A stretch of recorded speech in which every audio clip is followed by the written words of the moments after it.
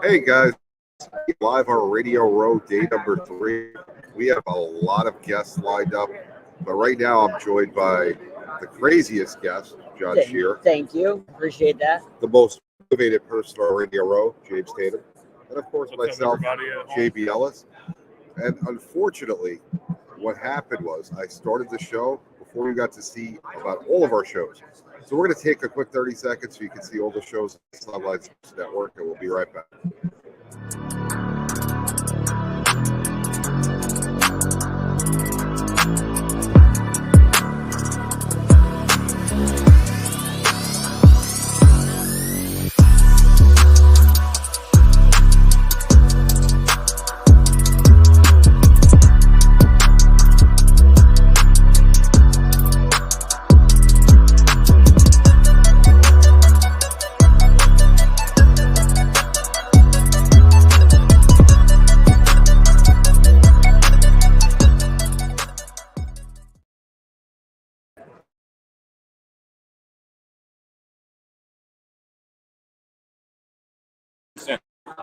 Thank you. I know you guys missed us.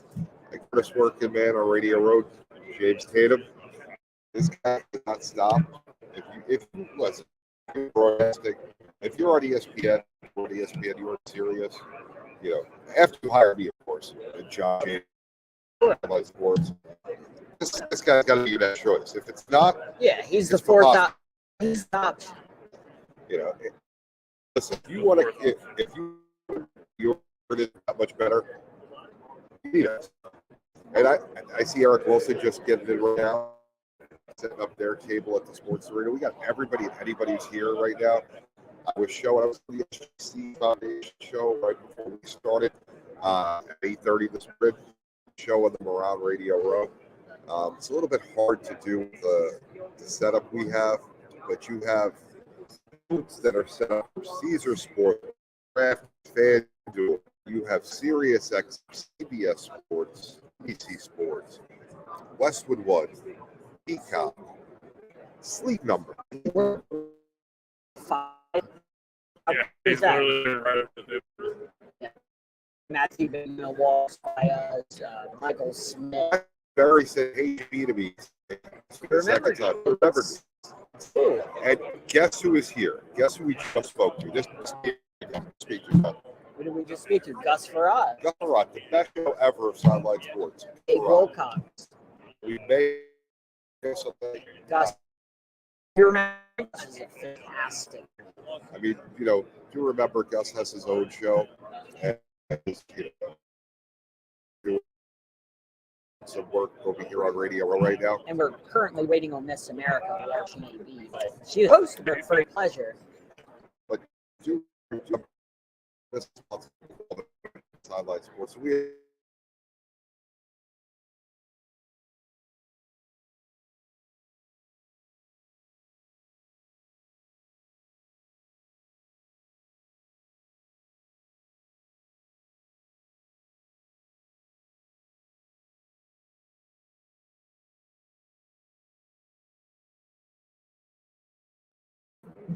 And we're back. Sorry about that, guys. We got the Super Bowl Wi-Fi. It's just dropping reception like Nelson Aguilar, like Jalen Reagor dropping reception. But we got it back in. So GQ over here. It's been a great experience just to be out here.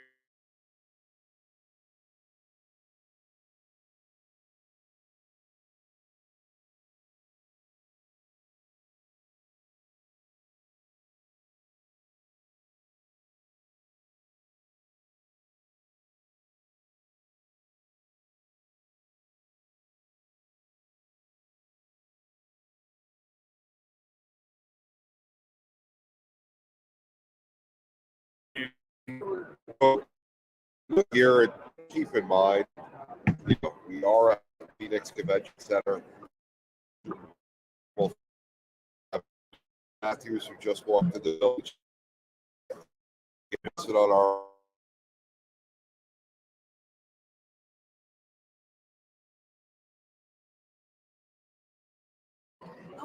We got Gary Stein and Stevens to my left. Interviewing Lee Steinberg, the Sidelines Network.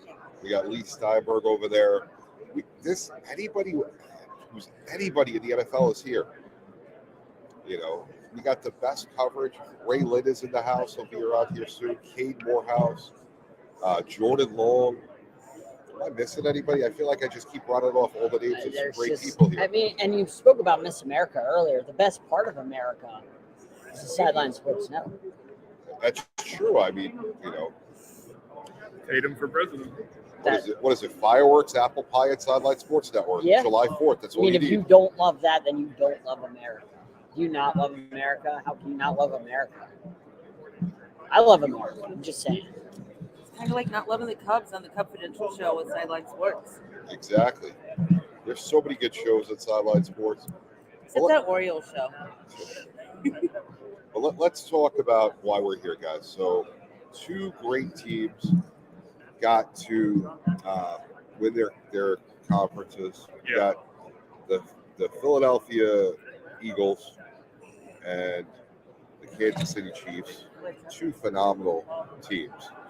And James, since you're the Eagles guy, tell me what was the reason the Eagles just went through and were able to be so dominant this year? It started with the culture that this team was trying to establish. It started last year. With Nick Sirianni coming in as his first year as the head coach. He got off to a really rough start, and everyone was criticizing him because he was at his press conferences talking about how, you know, right now we're just a little seed and we're trying to blossom to a flower. And all the Eagles nation, all the Eagles fans were rolling their eyes at this guy. But the Eagles go on and they go to a wild card spot last season with Jalen Hurts' first season as a starting quarterback. And he got his ass kicked. And that game against the Tampa Bay Buccaneers, that game was the best thing to happen for Jalen Hurts' career because it motivated him and it made him want to get better. And this is a guy, he's a special guy. And there's just certain things that you can't see about him. We see what he's able to do on the field, but the reason that he has ascended to this level to where he's arguably the MVP of the league, him and Patrick Mahomes probably neck and neck for that. This guy has taken that next step, and this team is just rallying behind him in every way, and this team is playing for each other. There's not a lot of egos on this team. Everyone they want to win, and I think that's probably the main reason that they made it to the Super Bowl. Interesting. I mean, a lot of people said that they didn't play anybody tough all year, which you really play who's they on did your play schedule. the NFC East. Well, 3 teams in the playoffs, and you could. That doesn't mean that those teams are tough. The Really? Dallas Cowboys aren't tough. The New York Giants aren't tough. The Washington, whatever you call them these days, aren't tough. Like, We don't come on, count man, that's Washington. 6 games that aren't tough. We don't have any Stop control of who the teams that we play. But every team with a winning record, we beat them. We beat Minnesota. We beat Dallas. We beat the Jacksonville Jaguars, who won a playoff game. Doug Peterson really turning that Jags team around. We have some quality wins this season. When we got to the playoffs, the Giants were coming off that win over the Minnesota Vikings. And what were people saying about that? What were people saying about the New York Giants at the time? Oh, well, Philly better watch out. Philly is a one-and-done team. The Giants are hot. The Giants are going to come in to Philadelphia, and Jalen Hurts is not healthy, and they're gonna hit his shoulder, and they're gonna mess him up. 38-7. You come out the next game. Obviously, 49ers had. Hang on one second. The Giants really weren't there in that game. They played flat-footed, almost like as I was listening to your explanation. I just wasn't there. But go ahead. And then obviously the next game against the San Francisco 49ers. The top defense in the league, the Eagles put up 31 points against them. Jalen Hurts driving down the field into the first half. It's a close game. Eagles get 2 touchdowns in less than 2 minutes. It was some really efficient offense. And the team has done what they need to do to get to the stage. And against the Chiefs, it's going to be a great challenge. Patrick Mahomes is the best quarterback in the NFL. But the Eagles have a great team. So I think that they have a great chance to win this game. And it should be a great game. So that was a very long-winded explanation Yeah, Mike Carrick can do that. on why the Eagles were the Eagles. You just didn't say forks up. You asked. You asked. Listen, the Eagles are a good team. They really are. They did what I said before the year started. Let me just say I was right on the NFC. I told you San Fran was going to be good. I told you Minnesota was going to have a great year. They were going to come back. I thought the Packers would have done better. That was my one miss in the NFC. And the Giants, I don't handicap my own team because it's just not cool. But John, tell us why Kansas City was able to come out of the AFC when your Dolphins actually made the playoffs for once. Yeah, I mean, well, first of all, Tua got hurt, so that changed everything. And who's going to win the AFC? Changed the entire AFC outlook. But I mean, they were able to win. I feel like the Bengals' offensive line was obviously hurting. The Bengals, if they would have put up any amount of points, that game's not even close because I mean the Chiefs just couldn't really score. The defense of the Chiefs held down the Bengals, and if the Bengals put up anything, that game isn't even close because. But for some reason, the Bengals came out flat-footed. They stomped the Bills, but they came out flat-footed against the Chiefs. It just made no sense. The Chiefs that system is. I mean, we've seen it with Andy Reid. 9 conference championship appearances between the Eagles and Chiefs. A bunch of Super Bowl appearances. There's a Super Bowl like the system. It's a plug and play, kind of like with the Patriots. With their dynasty, it was just kind of like plug and play, and whoever you put in there is going to fit into the system. So I feel like the system really works well in Kansas City, and they brought in a lot of speed guys to help out McKinnon, Valdez-Scantling, Juju, all these guys, Hardman, like all these guys that are super fast, not exactly the best players, but they're all super fast. And then you got Travis Kelce to anchor it down. And they got a terrific offensive line. So basically what you're saying is you're going for the Chiefs to win this game. No, not at all. I'm not going that far. I mean, I think the Eagles are deeper with their depth. And whenever you have more depth, typically you're going to win the game. And the Eagles run the ball really well. And the Chiefs don't have great depth on the D line. It's not the best depth. Obviously, the Eagles can rotate guys on the D line, keep that front four fresh. They can do that because they have so much depth. The Chiefs really don't have that. If the Eagles can wear that D line down, run the ball late in the game, when it gets into the fourth quarter and the Eagles start running the ball and it becomes a 7-8 minute drive, 14 plays, and then they go down and score, it's going to be hard for the Chiefs because the Eagles are so good at wearing you down and controlling the clock. Yeah, I got to agree with you. I hate to say it. I think the Eagles have more depth. They're better on both sides of the ball. They're more complete. They have a number one receiver. That's a number one receiver. They have 2 number 1 receivers. And let's be clear. It's the only way the Eagles are going to actually win this game, right? Like, because you have Patrick Mahomes and Travis Kelce and Andy Reid in that system, automatically gives you an advantage. But because the Eagles have so much depth in basically every position, it's like they get punched, but they can punch back harder because you know what I mean? It's like an army of. It's like, hey, Chiefs have these couple guys, but the Eagles have an army, and it's like you got to get through the army of Eagles. So, does that make sense? So we spoke about both teams, but the other night, opening night, Travis Kelce. My last question of the night. Well, let's do this. Travis Kelce and Patrick Mahomes, Tom Brady and Gronk. Which pair are you taking? I mean, I'm gonna take the guys that have won multiple Super Bowls. Mahomes and Kelce aren't done yet, so you got to take Brady, won 7 Super Bowls. You got to take Gronk, everything he's done. So you got to go with that pairing.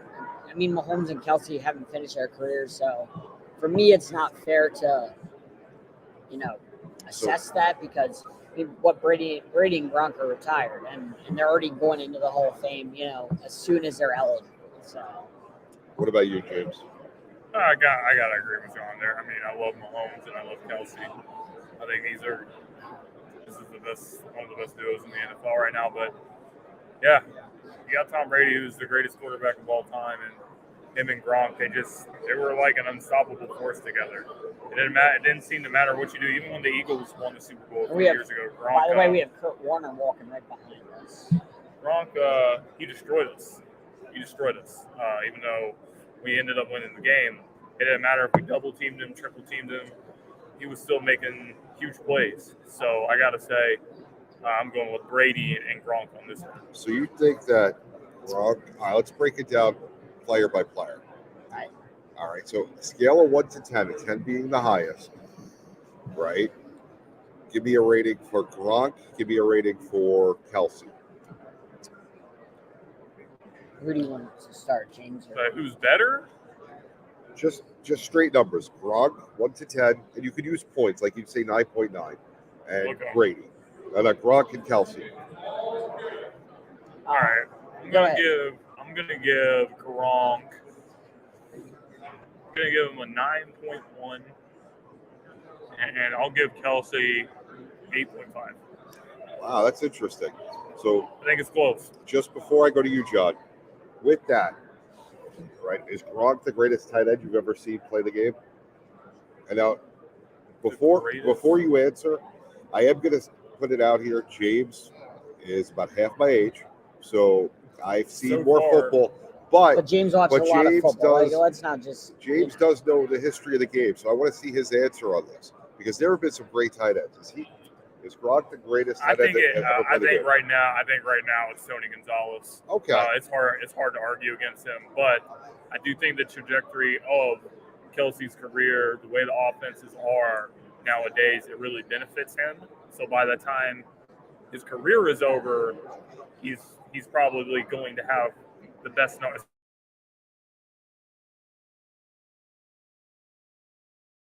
When it's all said and done, he has a couple rings and he has the best stats. He could go down as the best tight end.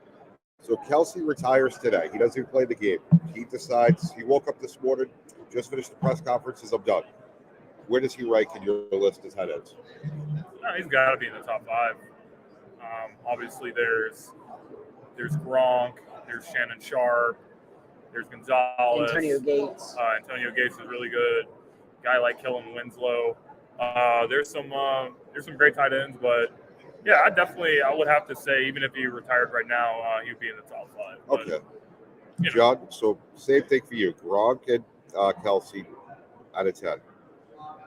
Yeah, so I would probably, because Gronk has won more Super Bowls, they both have done a lot in their careers, but again, Travis Kelce hasn't finished his career, and I would probably say Gronk is a 10, and then Travis Kelce's a 9.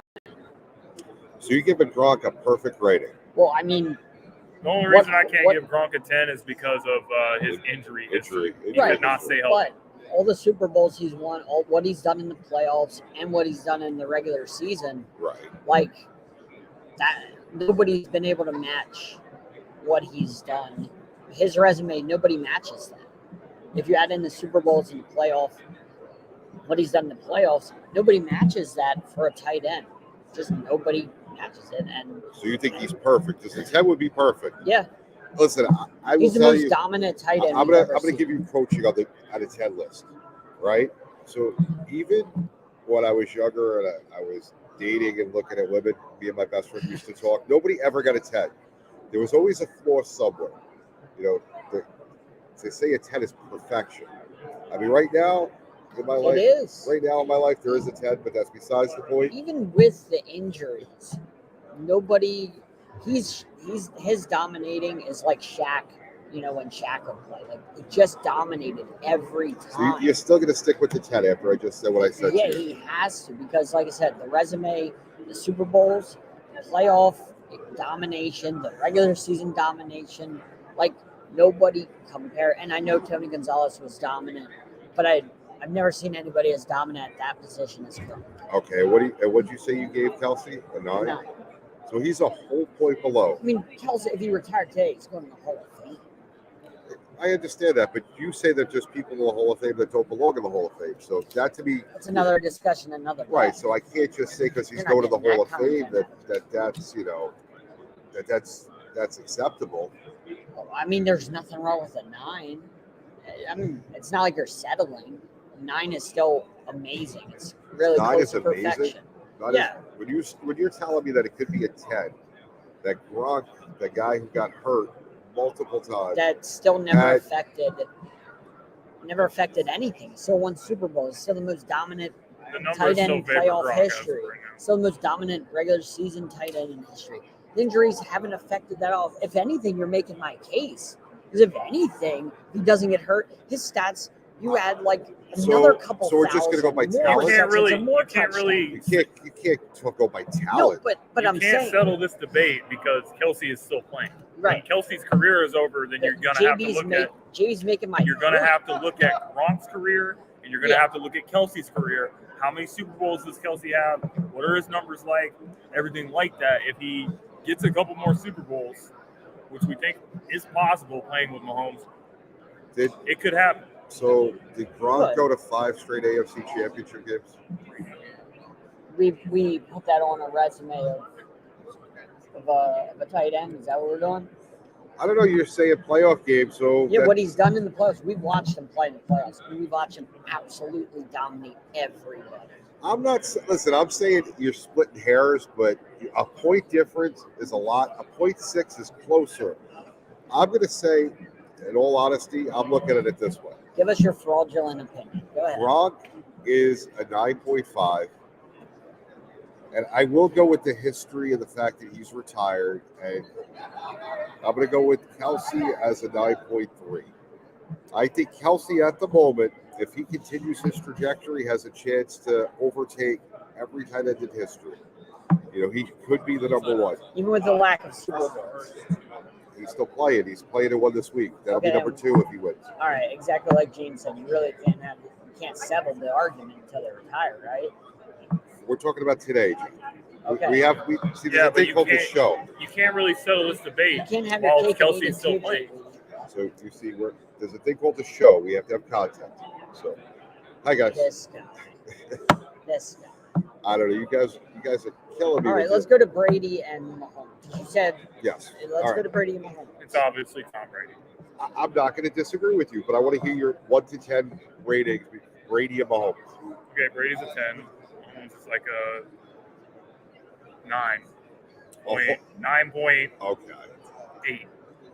Okay. Wow, I can respect that. And you, John? See, I would have to go with Brady's a 9.9. The only reason he's not perfect is because he was a Patriot. So you can't give him a perfect rating. I mean, Gronk was a Patriot, but Tom So Brady. we're giving Gronk a perfect rating. Hold on. Gronk didn't give Dolphins fans nightmares. Brady obviously did.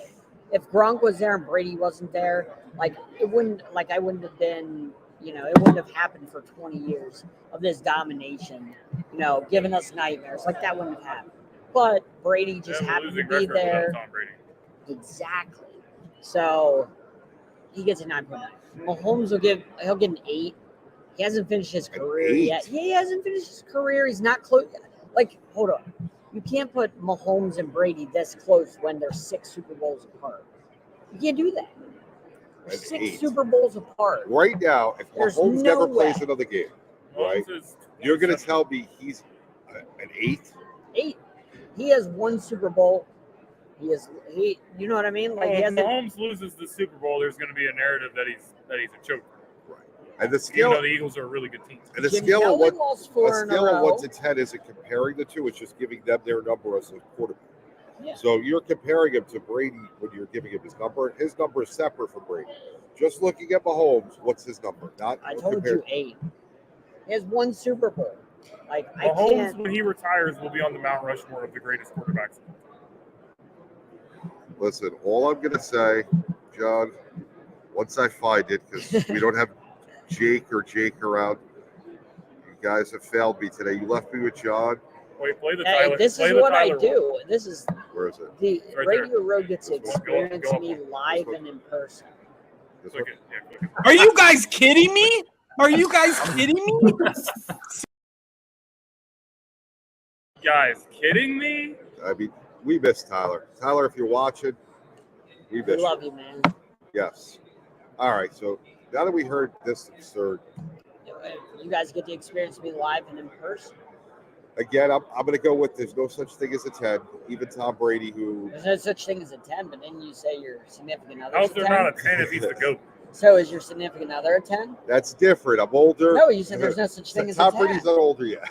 He's So the 10s GOAT, don't exist? but he's not a 10. Teds do exist. Okay, now 10s exist. Now we're changing things. Who's How the can you be crazy the greatest one of now? all time if you're not a 10? Like, I really, So you're please changing explain your- that to me. You're changing your story. I'm giving him a 9.9. That's my rating. Okay, thank you. I 9.9. rest my case. You know what? You know how he could get out of 10? If he could have beat Eli Manning. The guy cannot beat Eli Manning. David Tyree, who was already over yesterday, had one of the greatest catches Wouldn't in that make Super you Bowl give history. him a 10 because you're a Giants So you're saying fan? because No. the Giants had two of the luckiest catches of all time, That he lost that takes to- away from Tom Brady. Then he lost to another team in the division who's playing in the Super Bowl. You know, He had a Super Bowl record 505 yards passing. They did not lose that game. doesn't They lost matter. the game because Bill Belichick's supposed to be this defensive genius, and he lets Nick Foles, the backup quarterback, go into the game and put up 41 That's Philly, points. Philly special. 41 points on his defense. But you're going to say it's Tom Brady. I'm If not I had blaming a Tom mic, Brady. You Drop kind of it. just did. It's on his resume. A loss is a loss is a loss. It doesn't matter. The team lost. Yes, it would be- Brady had a Super Bowl record. Let me say that again. Super Bowl record. means Most nothing. passing yards ever in the Super Bowl. 505 yards passing. Did you lose? Yes, because the Eagles Thank were a you. better team. Tom Brady also lost. Blame the to- defense. Blame Tom the Brady- You defense. can't blame the defense. A loss is a loss is a loss. Tom Brady also A lost. the team game. is a loss. And who was Brady- who was the quarterback of that team? It doesn't matter. It doesn't matter. Who was the coach of that team? So you're telling me I could put anybody at quarterback? It wouldn't matter if they would have lost. So He that- had a Super Bowl record. remember, 505 yards passing. Joe Flacco. Nobody ever passed, not even just a Super Bowl record, a playoff record. So Joe Flacco threw 34 yards in a playoff game at Gillette and won against Tom Brady. 34 passing yards. and They you're won gonna a game. say he's So- the best quarterback ever. You have to have I'm not saying context. he's not the best quarterback Saying you ever, have to have context. but you're gonna give him a 10. Yep. But what I'm saying to The you is context this. is important. You're blaming Tom Brady. Are you guys kidding me? Are you guys kidding me? Blaming Tom Brady for losing to the Philadelphia Eagles, but he did his job. He got threw hit a for lot, 500 yards in the Super Bowl. Belichick is heralded as he's a defensive mastermind. His defenses are great. That's his specialty. That's what got him to where he is. That's what got him to be a head coach. He was a defensive coordinator of the New York Giants. Your New York Giants that won a couple And of to he be honest, continually comes up with short. you, So Belichick without Brady is not that good of a coach. absolutely not. You know, So this is the guy who actually deserves the blame, not Tom Brady. I'm not blaming Tom Brady. I'm You kind just of saying were. he's the quarterback of the team. That's like the CEO. The CEO really does nothing to affect the stock price. But who gets fired right away if the stock price goes down? The CEO. Brady did So everything. Tom he could. Brady's like the CEO was on the team. It's his fault. Brady did everything he could. We were just better. The Eagles He were was just better. He was perfect. He didn't Pretty throw, much. He didn't throw one incomplete pass. Pretty much. Jack, can we look up stats on that? Because I'm sure he had to throw an incomplete pass. He threw over 500 yards. Like, you can't knock him. There's no knocking a guy that throws 500 yards and loses a game. You just can't do that. How many times in the history of the NFL has anybody thrown 500? Nobody's ever So you thrown have to complete 500. 100% or Nobody's ever thrown I really 500. Well, understand. you're saying he was, he was perfect. Nobody's So- ever he was thrown as close to 500 perfect as you in, can get. in, Okay, the, I'll accept that. in the Super Bowl. Nobody's ever done that. So Listen, you I'm can't knock not him. knocking Tom Brady. I'm just saying that there's no 10. I'll give him a 9.9. It's because 10s don't exist, right? Okay, then what would you give Peyton Manning? 1 Peyton to Man- 10. All right, so Peyton Manning, 1 to 10, probably a 9.7. Aaron Rodgers. I don't like Aaron Rodgers, so I'm not going to be able to be objective. 7.2. I'll be honest with Ben you. Roethlisberger. 9.2, Dan Marino. You better be careful with this one. 9.5, Thank you. John Elway. 7.4. 9.6, Drew Brees. 8.8. Okay. How was the way I ranked them? How would that work I don't, out? really, I don't really have a problem with it, but I know you would have said something stupid about Aaron Rodgers. So That's I'm what I'm glad you listen. didn't. I am honest. I don't like Aaron Rodgers. I'm not going to sit here. Doesn't mean he's not great. He's a I am fan, not. he's a choke artist. But I know I'm not going to be able to rate him objectively. And listen, not that I love everyone else you gave me, because there are quarterbacks you gave me on that list I do not like. Like who? Roethlisberger. Not a Breeze. Roethlisberger fan. Hey, Breeze, I'm not a fan of, but there a Aaron reason? Rodgers, I cannot stand, so I'm not going to rate him objectively. you could put Aaron Rodgers in Atlanta since they like to choke. in that city. Wow. That'd be I a love it. perfect match. I love it. So, but what do you give Aaron Rodgers? I want to hear this one. I give him a 9. I mean, Okay. Really? this guy has So- the greatest. Hang on 1 second. I'm Interception just going to cut you off 1 second. What do you give Aaron Rodgers? You have to give Rodgers at least a 9. So you're going to say Rodgers and Mahomes are the same quarterback equal? I'm not even going to wait for a response to that back to you. I Jim. told you Mahomes was 8. Oh, he's an 8. I told you he's Even an worse. 8. Even worse. It's the Mike, go come on. get John over Go here, finish please. your sentence. I know He's exactly one where of the you're best. going. He's one of the best ever. I mean, even if you hate him, even if you think he's a choke artist, I didn't rate him. Listen, if this people was a talk quarter about one- Aaron Rodgers like he's never won a Super Bowl. He has a Super Bowl. He's won 4 league MVPs. He's got the best touchdown to interception ratio in history. He's passed for over 50,000 yards for his career. He's pretty much done everything. He just doesn't have like 5, 6, 7 rings like Tom Brady. But who so does? I'm that's not why everyone Besides thinks. Brady. That's why everyone thinks he sucks. But Oh, it's no, hard. I'm It's not- hard to win. It's hard to win a Super Bowl. It's not easy to win a Super Bowl. People think it's so easy. Aaron Rodgers is great. Yes, he should probably have at least another one by now, but he doesn't. But that doesn't take away from his That career, right? doesn't take away from how great he is. I'm not saying the man can't play football. I'm just saying I dislike him, and I'm not going to rate him because That's if I fair. rate him, That's fair. it is going to be a low number, which he does not deserve as low of a number as I'm going to give him. So what would you give him? Like a 4? I would have given him a So 4. let me It'd be throw you in this stat. in the mid 8s, and I do think he's better than I would rate him because of how I feel about it. For all That's of our why I don't want to do this. for all of our people watching, because I came up with this stat, nobody else has it in the world. For Aaron Rodgers to throw as many double-digit interception seasons as Peyton Manning, Aaron Rodgers would have to play until he's 1,820 in order to have as many double-digit interception seasons as Peyton Manning. That's not a lie. That's confirmed Yeah, stats. I came up with that. It's real.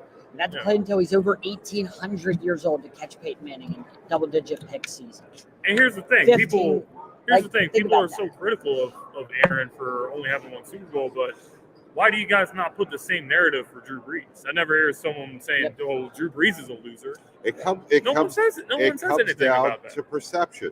Look at baseball. Barry Bonds, the home run king, whether you're against him because he did whatever performance-enhancing drugs or not, if you think that, he was horrible with the media. What's the perception of him? People hate him. Ken Griffey Jr., who got injured and probably would have had more home runs than Easily. Bonds by hundreds. He would have hit 800. What's the perception of Griffey Jr.? Everybody loves him. Why? The smile. He was great with the media. He's Same also thing with Aaron clean. Rodgers. So you're He's also saying you have to be clean. nice to the media I'm or you not- don't get respect. He was I'm not clean, saying too. that, but Aaron Rodgers is way worse than not nice with the media. Okay, then what about then- Marshawn Lynch? hang Marshawn on. Lynch doesn't like the media.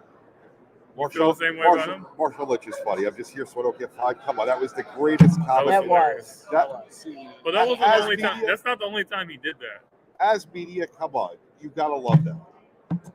Right or and he wrong? still got fined. But again, Rodgers with the picks, you'd have to play 15 full Aaron Rodgers careers to catch Peyton Manning a number of double-digit pick seasons.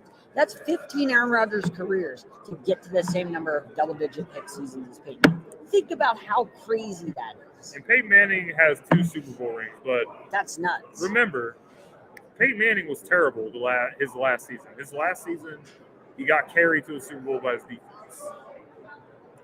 Well, I'm not And going I to love disagree. Peyton Manning, but it's the I'm not truth. going to disagree with you at all. Peyton Manning's last Super Bowl was all the defense. It was nothing to do with him. But my question, going back to Rodgers, my answer to your question as well. Part of the issue with Aaron Rodgers is his ego. As a quarterback, I get that you have to have an ego. I get that you got to be the guy, because you got to be. But you also have to sometimes, if you want to win, coordinate with your teammates. So what you're You can't throw saying them is under the bus. he's one of the best players ever, but he's not a great leader. Without a doubt, I Okay. would say that. I would Gotcha. disagree I with just want to that. make sure we clarify where the direction you're going, because I mean- that's what I got from what you Yes. said. And if you look at what he did throughout the year, just last year, You know, he complained about how his receivers weren't on the same page as him, but he doesn't show up for training camp. He doesn't do it. He doesn't work with them. You know, he's not going with them after practice, throwing with them a little bit extra. Then I understand what the point you're making. And to a me, little that's bit a better. problem because you can't throw them under the bus when they're your teammates. I get you want more money. I get you want whatever. Maybe you don't want to play in Green Bay. Maybe if you want to go someplace warmer, someplace further south. So the I don't lack know. of leadership takes away from some of his great. Right now, look Okay, at gotcha. the other quarterbacks you asked about. Were they great leaders? Anyone Brady was on that Brady list. was fantastic. Who was not a great leader? Ben Roethlisberger definitely wasn't. Okay, that's He one. threw all his teammates under the bus. That's Okay. one. Who else? Mahomes is a great leader. Mahomes is probably one of the best leaders All right, right I'm now. not going to disagree with that, but I'm not. Yeah. None of those dudes besides Skill level. Brady. Skill I'm not level. ranking him. I'm not ranking him over Aaron. I'm not going to do it. Skill level, I'm not disagreeing that Like- Rodgers is a phenomenal player. For me to rank him, it's not going to be a fair ranking, and Okay. and I can objectively take myself out And of that Marino conversation. wasn't a great leader. Rodgers wasn't a great Yes. leader. But Roethlisberger wasn't. Marino was well liked. No, because, but he come wasn't on, a great leader. He had Duper and Clayton, and that was like Right. just fun to watch. But he was all about he wasn't willing to, not to take this in that direction, but he wasn't willing to let it be a more balanced offense to do what was best for the team. Marino wanted to be a gunslinger, come hell or high water. He wanted to do what he thought was best, and it wasn't like you see Mahomes hey Mahomes, you don't have Tyreek Hill, so we're gonna check it down. We're gonna throw more short passes. You're gonna have to change your game. Okay, Mahomes has done that this year. He's had to, because if he didn't alter his game and he tried to go what they did with Tyreek Hill, they still tried to implement that.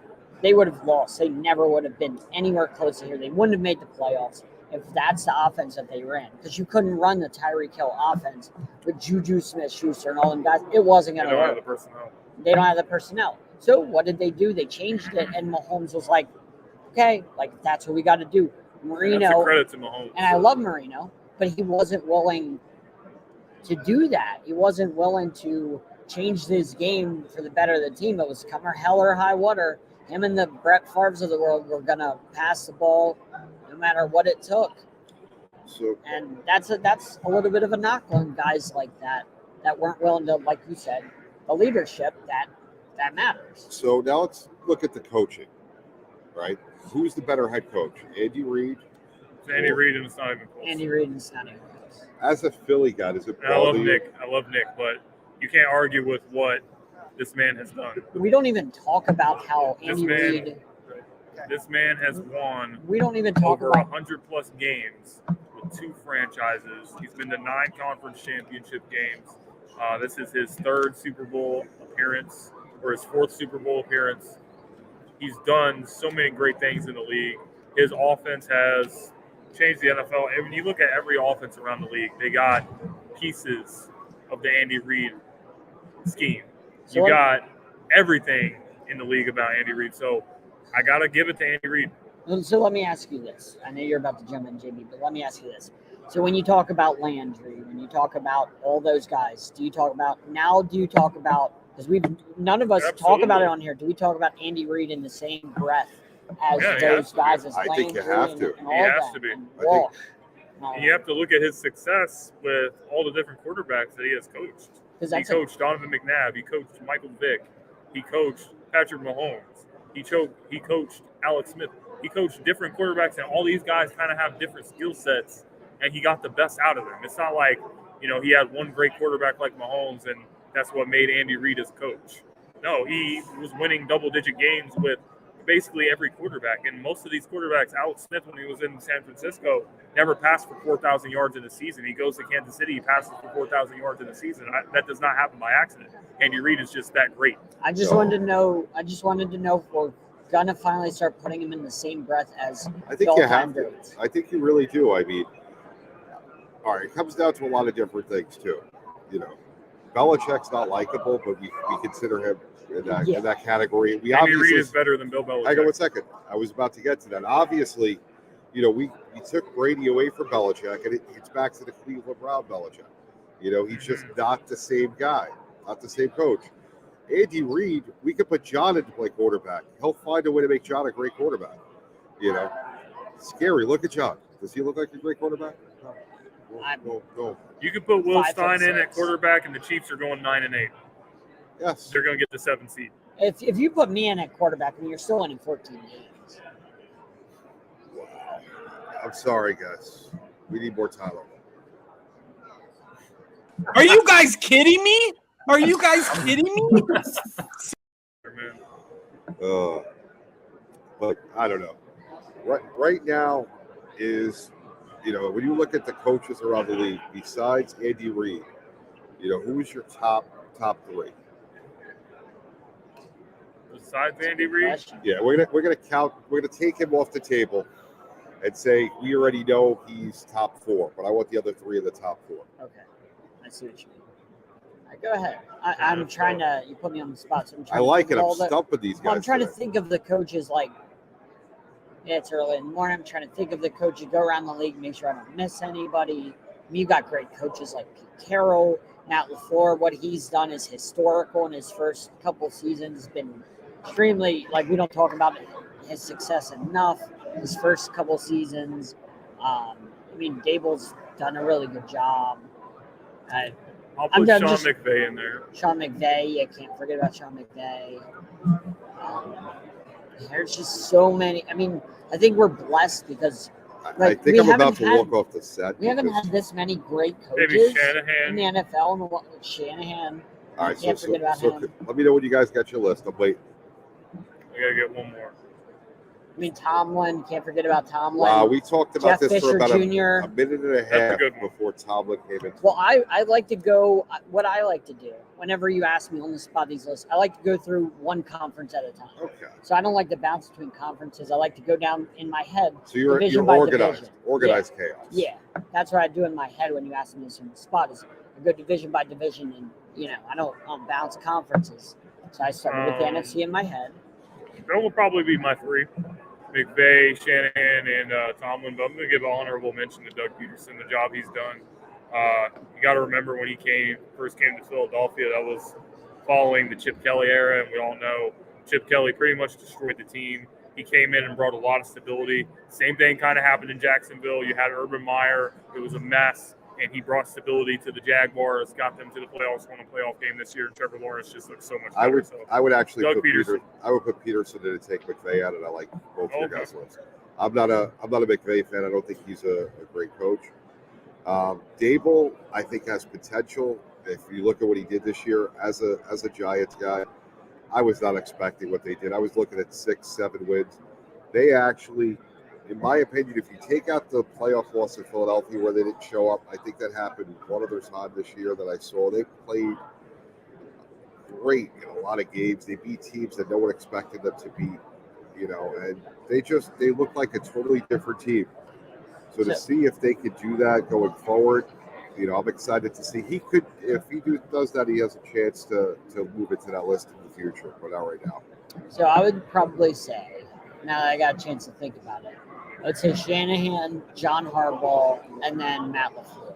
Harbaugh is another good one. Because we can't forget about what Harbaugh has done. If you're going to say Tomlin, you got to say Harbaugh. They both have had about the same amount of success for a very long time in that division.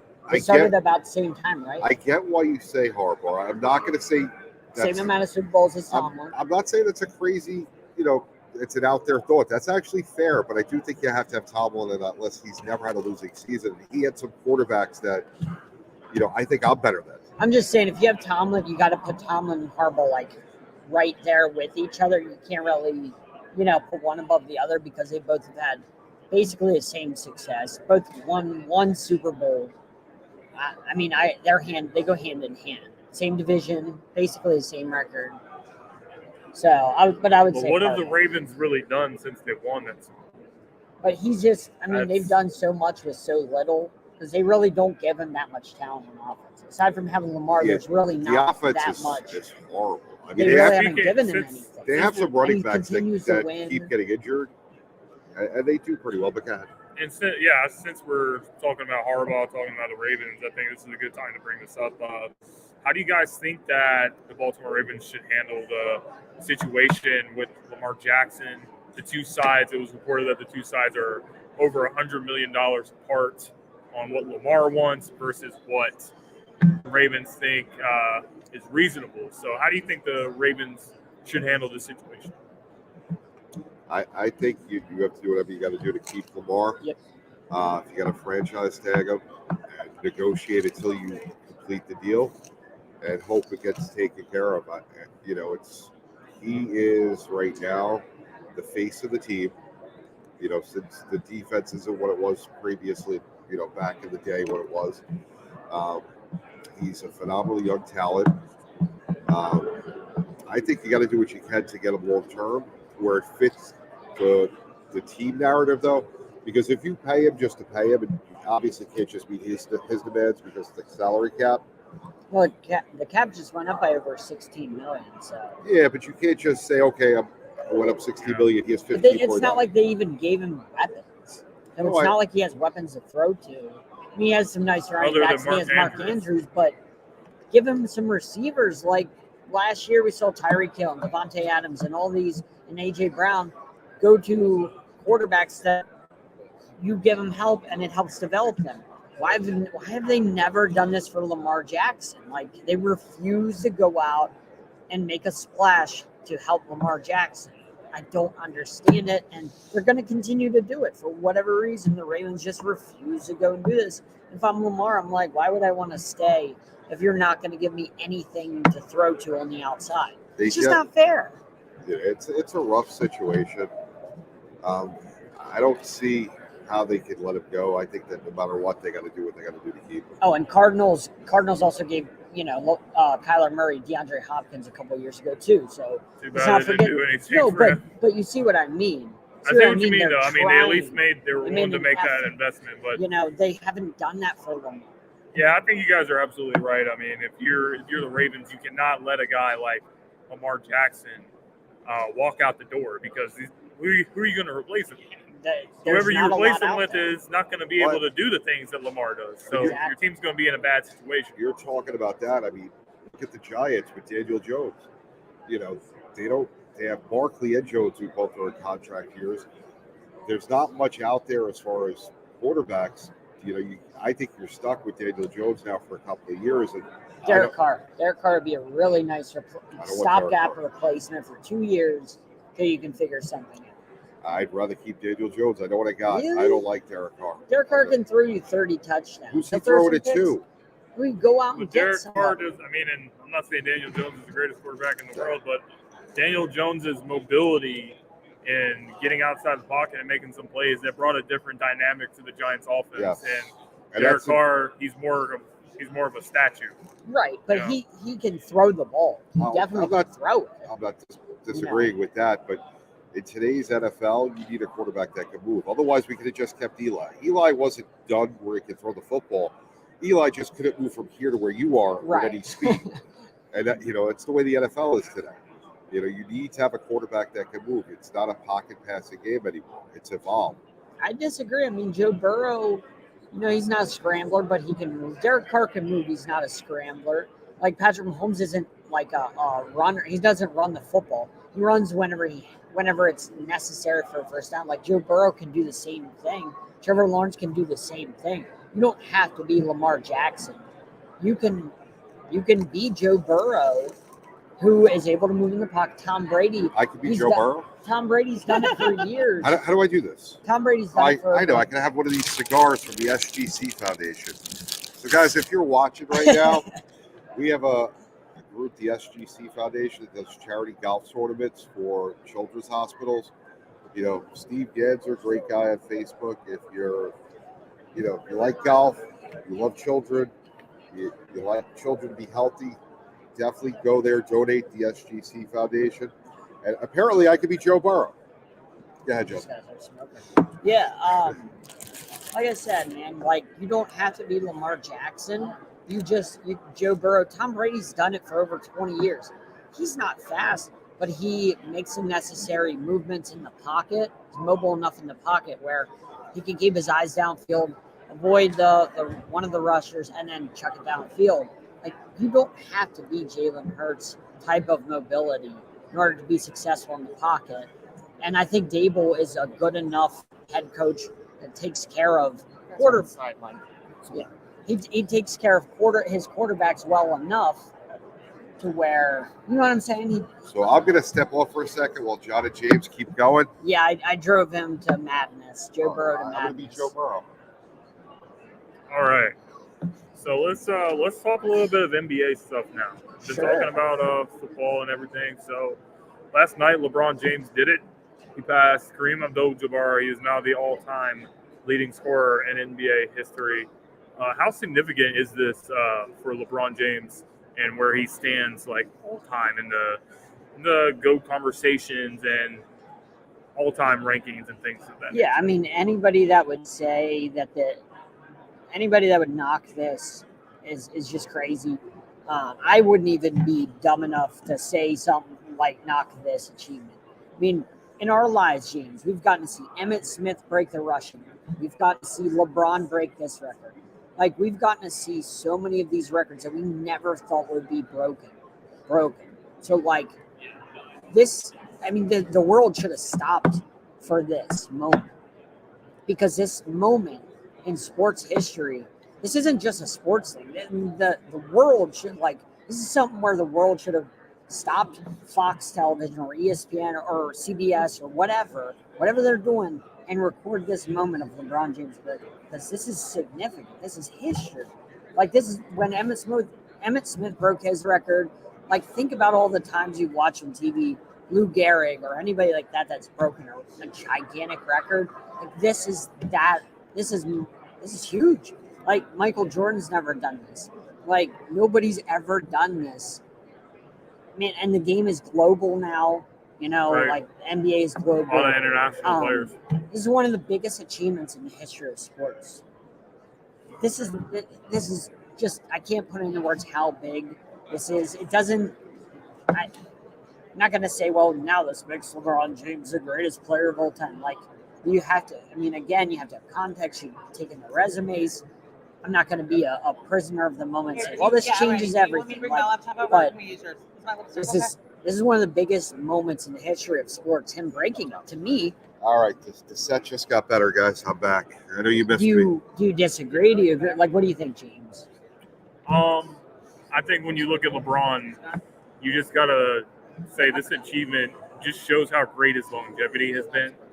For him to be 20 years into the league, still playing at this level, we knew that this was only a matter of time that he was going to get this record. It's actually pretty crazy to me to see the longevity of LeBron because he came into the league in 2003, pretty much has been arguably the best player since then. And even right now, year 20, he's 37, 38 years old. He's still a top 5 player in the NBA. Listen, LeBron, So for him to pass Kareem, it's such a great moment for sports. It's a great moment for him. And just another record on the long, long list of achievements for LeBron James in his career. listen, LeBron, we all know that I'm not a LeBron fan. To take anything away from this man, what he has done, he has taken dogs to the NBA Finals. And we're not saying DAWGS. We're saying, like, these puppies, these little tiny chihuahuas. You know, he's won against the Warriors basically single-handedly with a block. You know, he comes to play. He doesn't accept losing from his people. He doesn't accept people half-assing it. He knows what he wants. He leads by example. I don't have to be a fan of him to recognize his greatness. He's definitely one of the, greatest players of all time. My debate with as far as who's better, I'm still going to go Jordan all the way forever.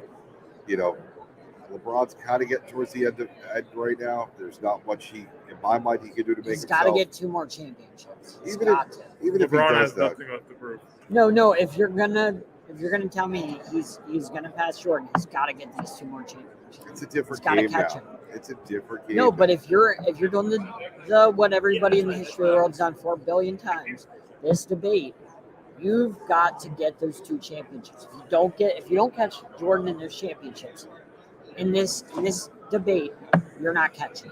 It's just you got to I do agree it. with that. I just think you got to look at the context of everything. LeBron James going up against a Warriors super team, going up against Kevin Durant, Steph Curry, Klay Thompson, and the crew over there. no team was going to beat that team. So, looking at his finals record, I don't think that's.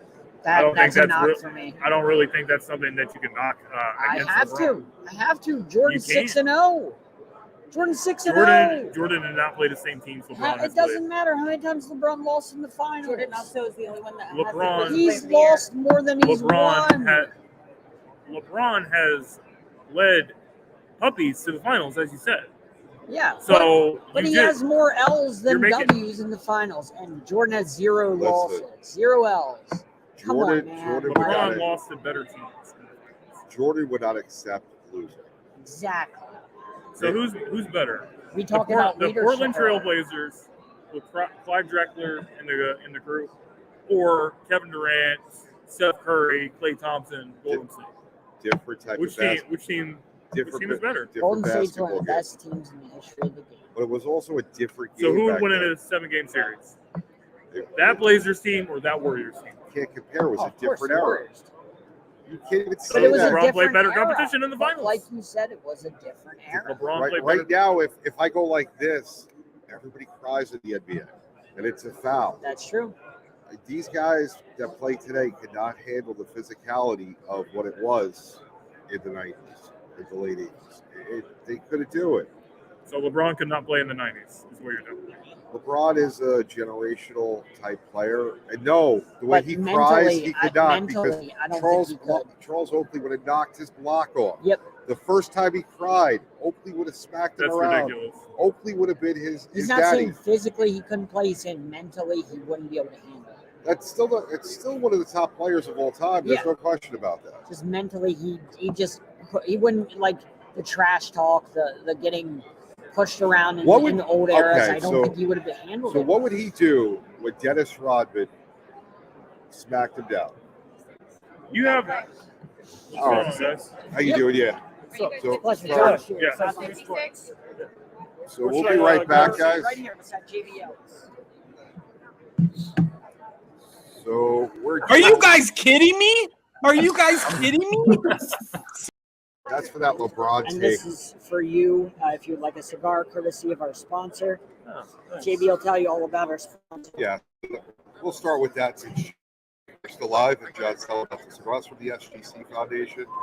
It's a charity for children hospitals. They run different health tournaments. So definitely take that. How you doing tonight? Doing great. How are you guys? Doing well. So introduce yourself to everyone out there so they know who. Yeah, so I played NFL. It was funny, the team to the Super Bowl and the Jaguars. I think, years total, and now I do a lot of different media stuff. I work for Believe Network. I work for CBS2 Chicago, as well as NBC Sports Chicago, ESPN 690 Jacksonville. Nice. So you're on Believe. I was on Believe for a while. Great network, great people. I'm glad to hear that. Yeah. I have to check you out when I'm in Chicago. I'm in Chicago a lot, so I'm definitely gonna have to look into that. Yeah, look me up. So how many Super Bowls have you been to? The actual game, I've only been to one, and as far as the week's concerned, I've been to like 3.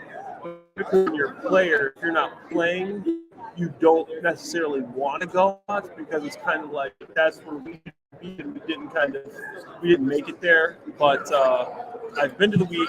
I've been to one after I was done playing. That was a lot of fun. It was Andy Reid's first Super Bowl. I'm hoping that he doesn't win his second just because I'm an Eagles guy. Okay. You got a lot of Eagles fans around us. Yeah. So when you were done playing and you transitioned into media, what was that transition like? What did you do to make the transition? It's funny is I've been retired now since 2018, so it's been 5 years, and I didn't start the media transition until recently. And it's funny because I just decided, I want to be in the game somehow. And what really started it is I just got on Twitter and I started deciding I'm going to go to training camps, and I'm just going to start tweeting about training camps. So I hit up some buddies. I didn't even have the credentials. I just hit up some buddies that I knew that were still playing. But hey, can you get me passes to go to training camps? I go to Bears camp, I go to Eagles camp, I go to Jags camp. I start tweeting. Following starts growing. Networks start hitting me up to see if I'm interested, and I just took it from there. Literally, it started via Twitter and just taking every opportunity. anybody asked me for a podcast, radio interview, I would do it. And it kind of kept going and going until I got jobs and opportunities in the industry. So you're saying this is your third Radio Row, and they all been after you've been retired? This isn't my third Radio Row. I just been down to do events. Like I was at. I worked for like Head and Shoulders. I don't have hair, I don't have hair, but I worked for Head and Shoulders one year, and they paid me to come out. And they paid me to just do a bunch of marketing stuff. So I was doing more stuff like that, not necessarily the media side, more of the marketing side, working with brands as an ambassador, to kind of go out and do fan stuff with them, and you get paid to do that. That's awesome. So you said that you were a big Eagles guy and everything, and seeing this team in the Super Bowl. Talk to me about a guy like Jalen Hurts. Before the season, there was a lot of question marks about him. A lot of people were wondering if he could be the guy. So what are your thoughts on him and what he's been able to do this season? I'll pull up the receipts, man. When I went to Eagles camp, I said, I've said, sorry, Dad, Jalen Hurts is the best quarterback in the NFC East. People called me crazy then. Yeah. And I still believe it. I think he's the best in the entire NFC. But he's been incredible. When I went out there to training camp, I said, this guy can throw, he can run, he's quick, delivering. And after watching, Justin Fields, I think Justin Fields is a bright future. But it was just easy to see that he was a lot ahead of Fields in when it comes to passing. So Hurts' dual threat ability is what really sets him apart. He can run, he can throw, and he's just a leader. The guys in that locker room love him, they follow him. He's a leader. He's a guy that puts in the work. He's not a guy that's out partying. He's not a guy that's going to leave the film room early. He's not a guy that's going to miss a workout. He's a guy that is going to go. He's going to work his tail off. Hey, he looks like a tight end. If you stand next to Jalen Hurts, I'm a tight end. It's Jalen Hurts that big? Like, he's solid 225 pounds. I mean, the guy is a big, strong guy that can play. I mean, can't say enough good things about him. So, he asked you about Jalen Hurts. We were talking about this earlier in the first hour of the show today. I had asked Kelsey the last question when I was there. Him and Mahomes compared to Gronk and Brady, who would you choose? And why? At this point, you probably got to, if you're saying who's better, who's had the more success, you got to go Gronk and Brady. You look at all the rings they've won together, but I think they have a chance to reach that level. I think, Mahomes has got 1 ring, Brady has 7. It's tough to compare them right now, but at the end of the day, I think there can be a comparison. They're special. To me, Travis Kelce's the best receiving tight end in the NFL. Rob Gronkowski's the best all-around tight end. Gronk, I played with the Patriots for a year. Gronk can get his hands inside. He could be an offensive tackle if he didn't play tight end. He is that good of a blocker. That's how Gronk blocks. And he just got to feel like me trying to learn from Gronk and trying to get these cerebral answers from him. I go, Gronk, so why did you run that route that way instead of you broke it off at, Gronk's awesome. He's just a big dumb animal. He's like, I decided to run left instead of right. I just saw he was there. And I'm like intellectually trying to figure out why he's doing it. He just has a feel and made plays. And Kelce is a guy that just runs great routes, smart guy, and has great hands. And Mahomes looks for him. So, they're different. Kelce's not going to block anybody in the front side of a play, but Gronk can't really be as downfield in some situations. Kelce, so there's some give and take, but right now it's Gronk and Brady, followed closely by Mahomes and Kelce, with a chance when it's all said and done that they could be up there on that level. Yeah, I thought it was a fascinating question just to see what Kelce thought. It's two great tandems. You can't go wrong with either one. If I told you we're getting one or the other. Say? He said Brady and Gronk because of the rings, which was fair, but I would like him to say, we're going to be better in time. But I don't remember if he said that at the end. I forget. I got to check the tape. Yeah. But it was great. So, what other events are you doing this week? Just a bunch of Radio Row stuff, and I'm going to hit some. I'm actually going to the Waste Management Open on Saturday. That should be fun. Don't tell our guy Will that. Yeah. He actually left this morning to go to over there. Yeah, no, that should be fun. But just a bunch of Radio Row, a bunch of interviews, talking to different people about the game, being that the Phillies are the team I used to play for. And just doing that, man, really enjoying it and maybe get around the city and see some of the NFL experience here and do some of that as well. And now, were you in LA last year? I didn't go to LA last year. I didn't. I stayed put in my hometown, Chicago, and watched there. Hopefully, at some point, Chicago will be a team that's in the Super Bowl. I mean, not likely anytime soon. But It's with people talk about Justin Fields. Some people say trade him because you got the number 1 pick. What's your thoughts on Justin Fields going forward? I don't think you can trade him. I think Fields. Fields is a guy that has shown that he can play. That last year he didn't have a great year, but what you did see was improvement. He went from a QBR of 45 to a QBR of 65. He went from a rating of 70 to a rating of 85. He went from 7 touchdowns and 14 interceptions to 17 touchdowns and 10 interceptions. He's not great. He's not there, but he's improving. He's 23 years old.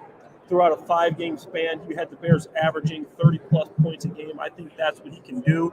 Obviously, you got to use his legs a little bit and his arms, so maybe that cuts down his career length a little bit, because I think that's something you got to use if you're Justin Fields. He's not a guy that's going to stand back there and just dart the ball like we see Patrick Mahomes doing. But I think you can use him like Lamar Jackson. You can do a lot of different things with him, and he will be successful. So I think you build around Fields, kind of like what you did Jalen Hurts. If you remember, people were saying before the season, Jalen Hurts, I don't think he's a quarterback. He's not the guy. The Philly people were bashing him. I couldn't understand it. If he doesn't play this year, we're drafting a new quarterback. We shouldn't have Hurts. Maybe we should put in Gardner Minshew. All these things that they were saying about Hurts reminds me of what they're saying about Fields. And who do you think is the number 1 receiver?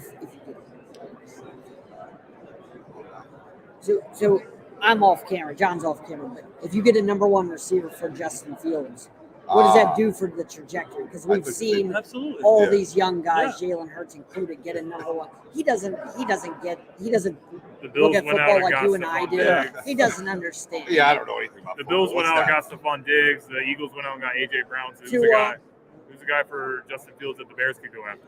Oh, yeah. You've heard the rumors. T. Higgins is a guy that's available for trade. DeAndre Hopkins is a guy that's available for trade. You could bring in some free agents. Obviously, Jacoby Myers to me isn't a number 1. Paris Campbell is a good addition, but he's not the number 1. So there's no number 1s in free agency right now. Through the draft, I think you got to go defense, but I think there could be a trade available to trade down that first pick. You get a second, you get a third, you get some more draft capital. Now you can ship these together. You can get a guy like Hopkins. You can get a guy like T. Higgins instead of Tyler Boyd, maybe instead of Higgins. You get Tyler Boyd.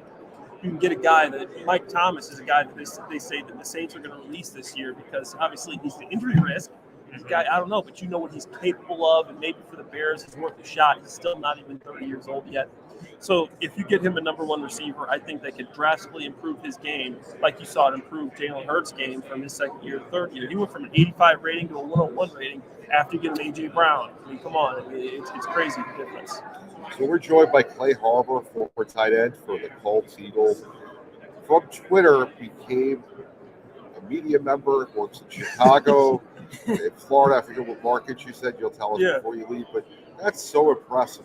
The power of Twitter. What? So you went on Twitter and you said, I want to start following the NFL and get into it. I want to start going into media. What advice would you give someone that is looking to get into the business? Man, for me, it just shows if you have a goal and you have something that you want to do and you're willing to go after it and put yourself out there and really invest into it, that you can do whatever you want. And for me, I did a lot of things like that. Like for the Senior Bowl, I paid my own way to go to the Senior Bowl just to network with these scouts, these media members, and got a lot of fun opportunities coming up from that. Just doing things like that, coming here.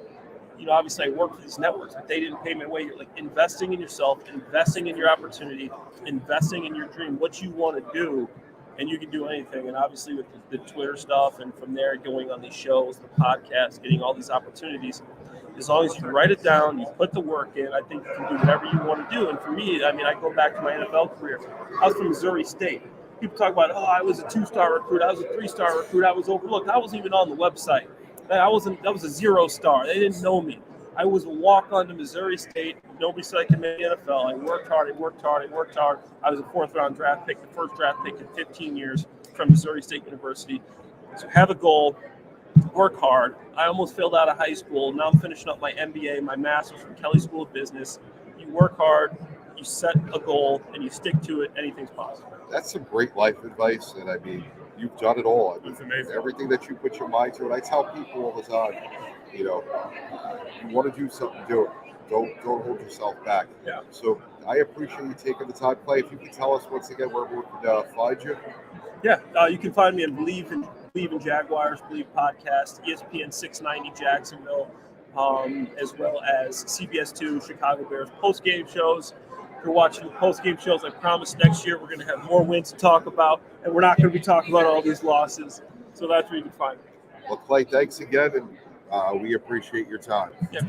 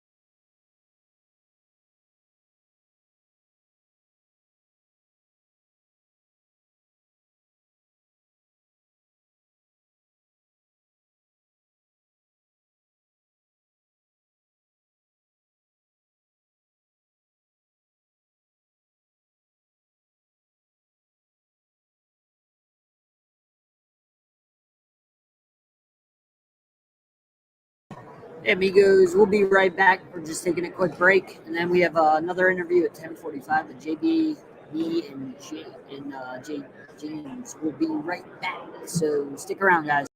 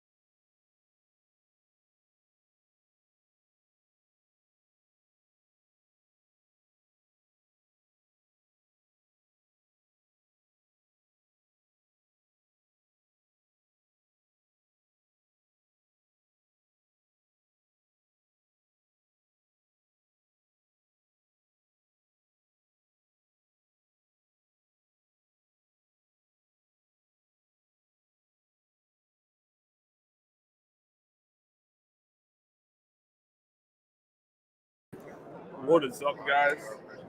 We are back. I'm with John Shear, getting ready to have a special guest on the show. Joining the table here, table 56 on Radio Row, Sideline Sports. We're going to be joined by former NFL safety Andrew Sendejo, who spent a lot of time with the Minnesota Vikings, with the Colts, and also briefly with the Colts. He's here now.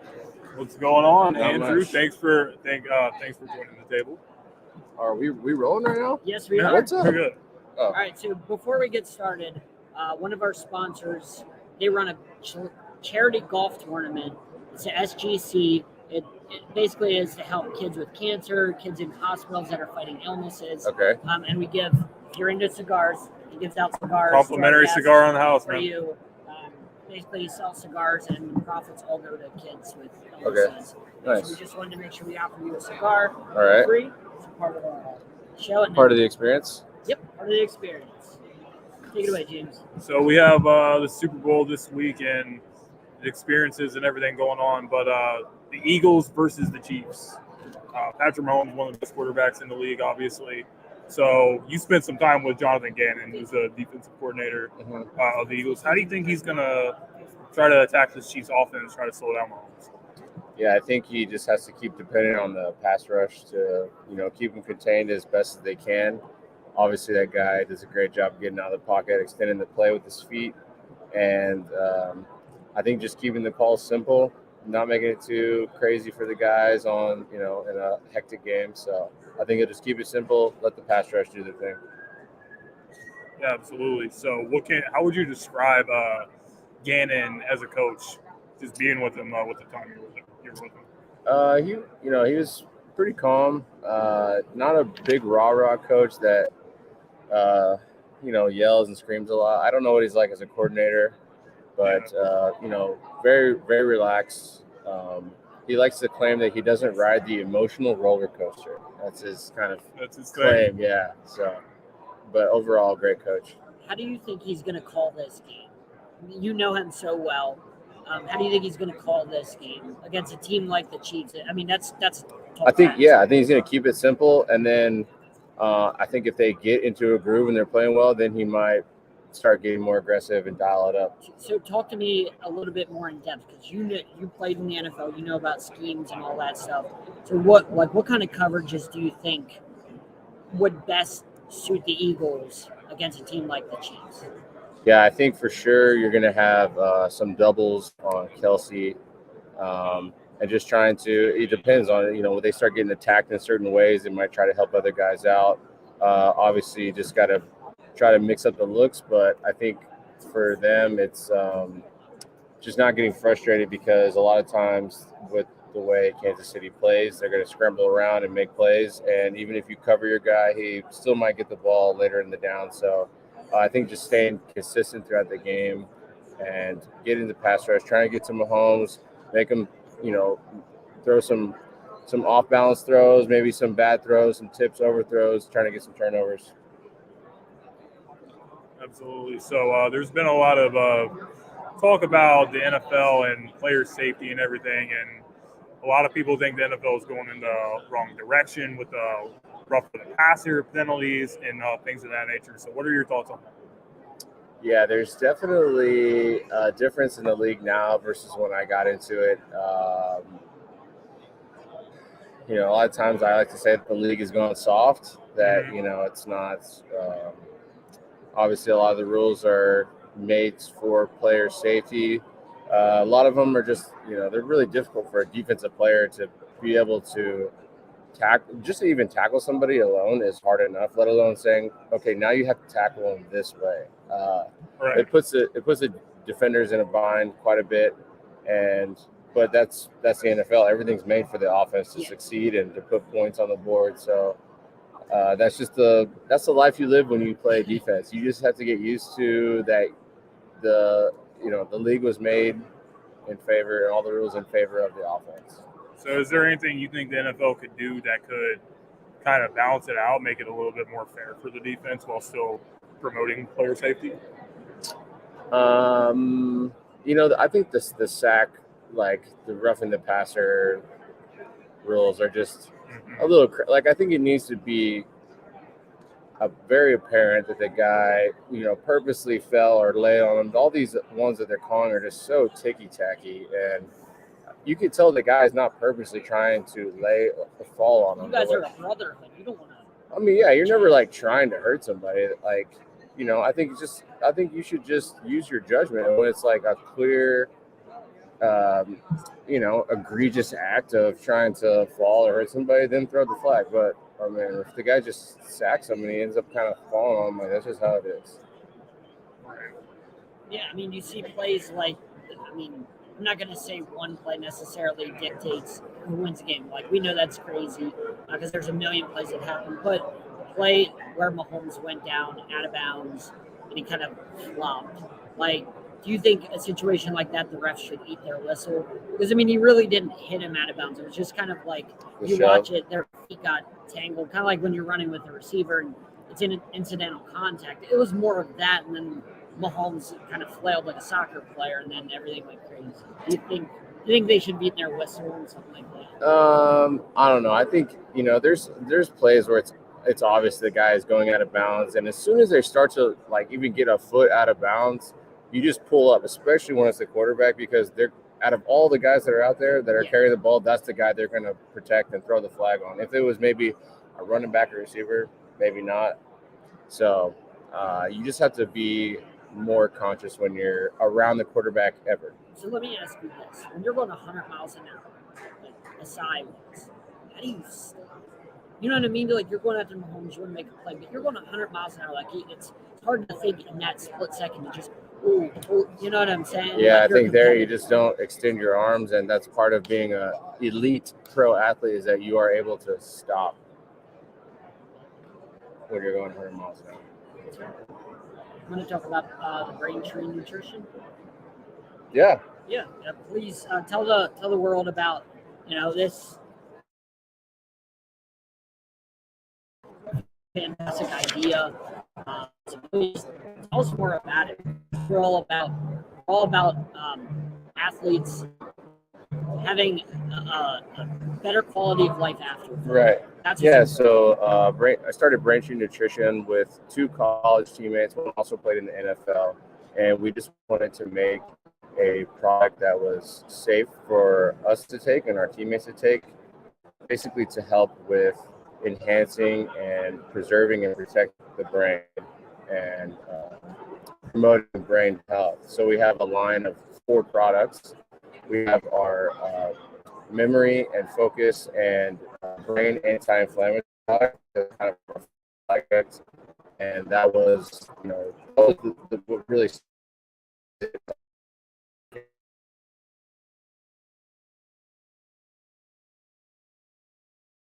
plays, for guys like myself who are diagnosed with ADD, some guys ADHD. The NFL has a lot of really strict rules on prescribing medication for that. So we wanted to make something that didn't have any banned substances in it that guys could take. And so we have these 4 products that all work together, along with our probiotic, our stress and anxiety relief product, which is great. Like, take that after the game or after a long day of work, like just to take the edge off.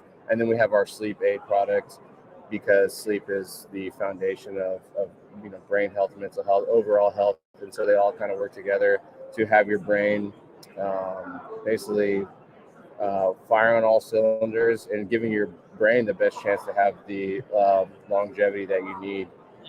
Where can they find these?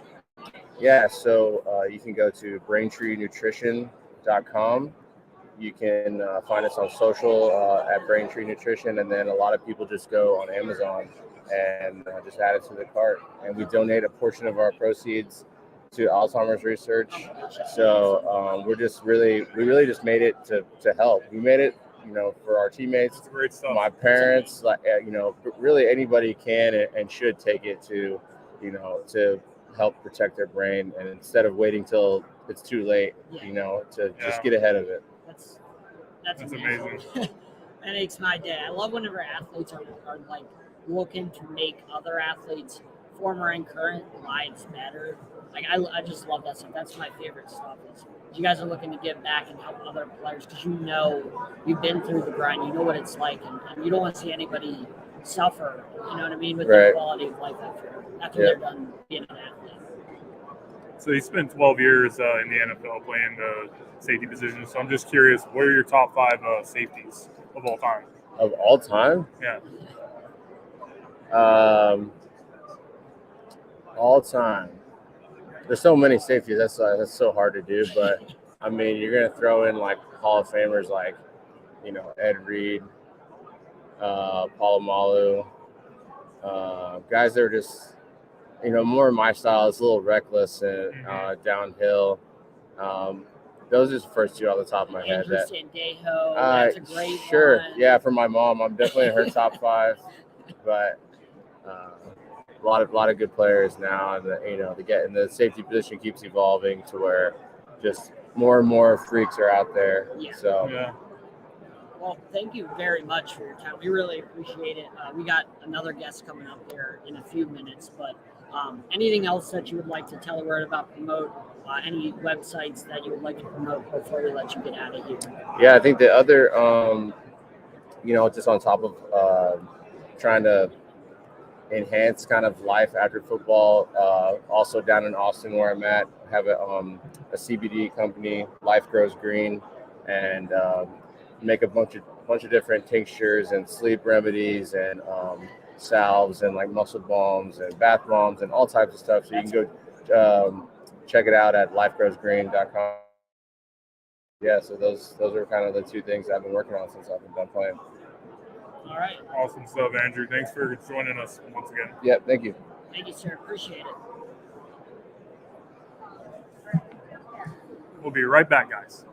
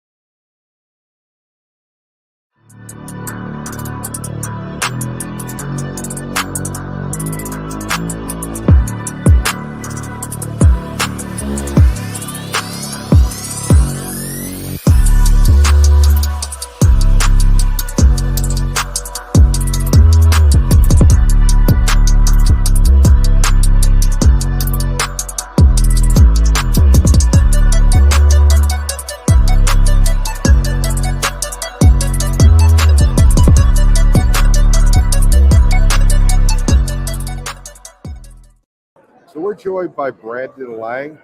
Brandon Lang, is known to pick Super Bowls. He joined us. Something cool. I don't know if you realize.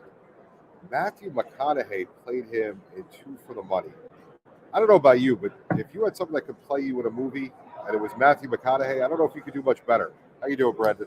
Doing pretty good. It came out in 2005, and people say, "How'd you get the movie made?" And I said, "Well, I took a job at a golf course as a caddy in LA. Figured I'd caddy for a producer, director, writer. I figured it'd be that easy." And I remember got the job at Riviera in '97, and my first loop out of the box was a Sunday afternoon single bag with Robbie Krieger, guitarist of The Doors. I remember walking down the first fairway, and Robbie lights up a joint, and I'm not a big weed guy.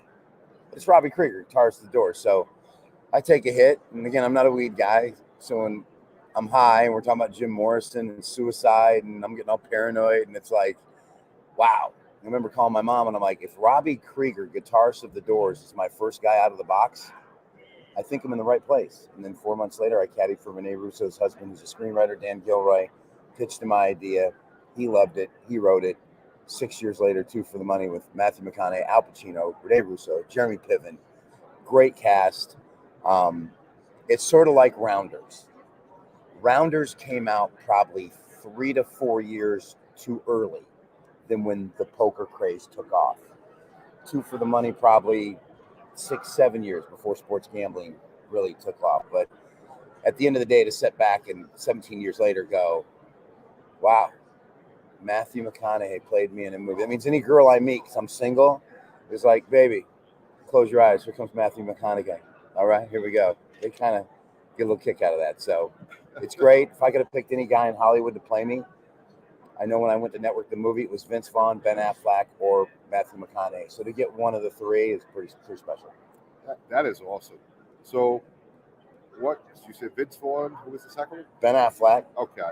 Or Matt. And to get Matt was spectacular because Matt's a sports bettor, as is Ben.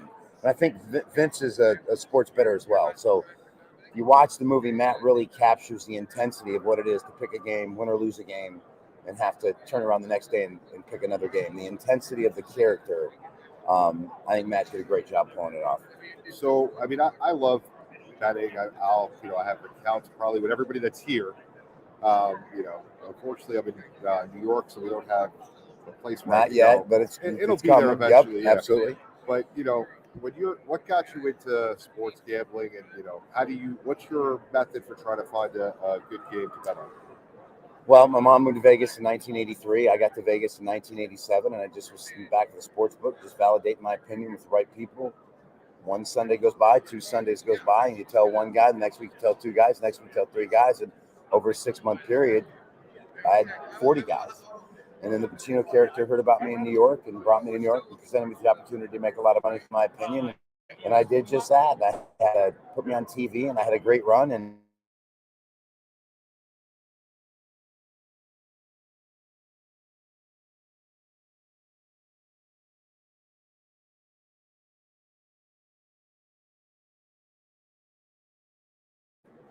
NFL, I had a very average season. I'm 5-1 in the playoffs. So it's just the yin and the yang of picking games every day. Being Brandon Lang, it's sort of a double-edged sword because I had a movie made about my life. People expect me to win every single day. Well, that's humanly impossible. It can't happen. And the one thing, if you've gotten to know me, I'm very transparent. If I'm losing, I say I'm losing. If I've won, I say I've won. I'm 20-5 picking the Super Bowl, but I've lost the last 2. So think about that. I was 20-3. I can blatantly sit here with you guys and say I was on the wrong side of Tampa, Kansas City. I thought Andy Reid in the 2 weeks to prepare would know his offensive line can't block them, and he would scheme and game plan appropriately. He did nothing. I sometimes think Andy Reid coaches in a food coma and hadn't missed a meal since Christ came back 2,000 years ago. I really say that to people because he makes some of the dumbest decisions in the world. Go back to the Philadelphia-New England Super Bowl. That last drive, 5 minutes to go. You got to go, hurry up. You got to go. That drive took 9 days, 4 hours, and 21 minutes. No time left on the clock. Had the onside kick. It was done. Look at the Kansas City, San Francisco Super Bowl. They played like garbage for 3.5 quarters. And if not for 2 Chris Jones tip passes, he doesn't win that Super Bowl. And then look at the Tampa Bay Super Bowl. He completely got outcoached. So at the end of the day, I don't know if I trust him here. But then last year's Super Bowl, Beckham goes out in the second quarter. That killed the Rams. The missed extra point put the game on 3 rather than 4, which when people bought the half point off 4.5, you would at least got to push. I'll go to my grave saying that if Beckham doesn't go out, the Rams will win that Super Bowl by 2 touchdowns. The Bengals did not cross midfield in the game. They got the turnover that led to the field goal. The pass to start the third quarter, T. Higgins pushed off, which was blatant. Other than that, the Rams defense, that was it. But at that point, with the touchdown pass, the game was going to fall on 4. The only one I really missed was the Tampa Bay KC Super Bowl, which I'm still pissed to this day. So how do you do your research for your picks? I've been doing this 30 years, so you understand. I have a pro athlete's mentality. I played basketball and baseball at a very high level, so I understand. I trust what my eyes tell me. I trust my eye test, especially in college basketball. You had a game Monday night. I wish I would have did your show Monday, because I would have got you guys to bet everything you own, which I told everybody here at Radio Row too. Duke played Saturday against North Carolina. Rivalry game, went down to the wire. You're drained. They turned around on a Monday, went down to Miami to play Miami of Florida. And if you've not seen the Kings play, Jim Laranga has a squad that can go. Duke on the road has been shaky. Should have lost to Boston College. Got blown out at NC State. Miami was -3. They beat them by 22. They led by 15 early. You never had to sweat it. It's a situation in college basketball, and that's why I'm so good in college basketball. Is these kids, it's hard for them to get up after a North Carolina game. Last night got a little lucky. Had Texas A&M over Auburn. It was a tight game the whole way. A&M hit their free throws late, covered 3, winning by 5. I love college basketball. It's my number 1 sport. But for now, it's the Super Bowl. This is a tough-ass game. I'm telling you. On one hand, Philly's the better team. They got the better lines. On the other hand, it's stinking Mahomes. It's like you gotta rip his heart out, stab it, jump on it, and don't let him get up. And the thing that pisses me off about the Cincinnati game, Cincinnati's defense got Joe Burrow the ball back twice in the last 7 minutes. That first drive, 6 minutes to go, 2nd and 3 at their own 37. Burrow had the check down to Havenhurst and Mixon, turned it down, threw deep, not only on 2nd and 3, but threw deep on 3rd down and 3. That was the drive where they were right there, drive down, kick the field goal, win the game. Then they get a stop. Then they get the ball back.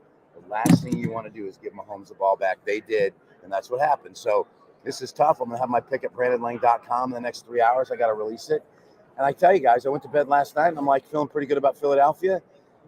But every time I go against the fat man and Mahomes, they bury me.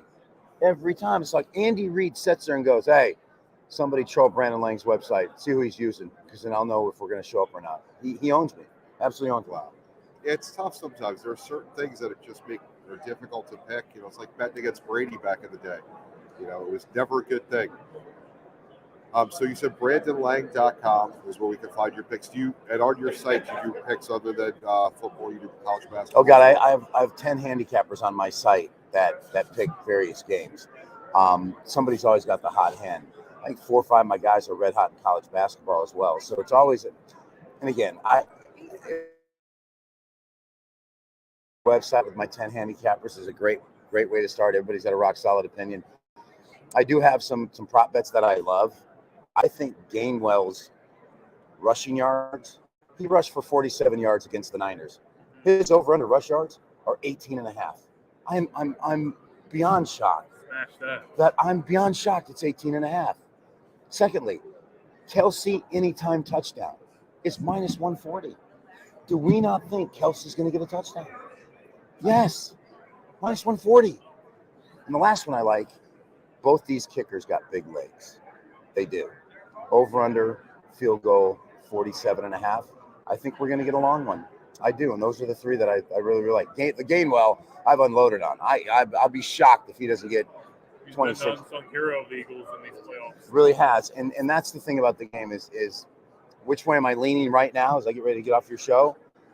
I'm kind of leaning toward Philly only because I really believe they're going to be able to run the football. I really believe that KC's not going to be able to stop the run. And if you can't stop Philly's run game, you are not beating them. I don't care who you are. And then their D-line is – I was talking to Brian Billick earlier this morning, and he made a great point. He said the physicality of the defensive line of the Eagles is something the Chiefs have not seen all year long. Remember, the Chiefs should have lost to the Chargers twice, should have lost to the Raiders, probably should have lost to the Texans in Houston where they had to go to overtime, and they should have lost to Denver twice. So before we anoint them as this team that blows everybody out, they were the worst team this year in the NFL against the spread. Think about that one for a minute. It's a great point. Well, Brandon, we appreciate you coming here. If you haven't seen Two for the Money yet, you got to see it. Matthew McConaughey, unbelievable cast. You know, Matthew McConaughey played Brandon Lang. Watch the movie if you haven't. You know, check out BrandonLang.com in about 3 hours. So that would be somewhere around 2 o'clock Mountain Time to get the pick for Sunday. I got one more funny one for you that I just got sent to me this morning. The team, this is crazy. The team that has won the coin toss in the last 8 Super Bowls has lost the game. Let me say it again. The team that has won the toss went on to lose the game in the last 8 Super Bowls.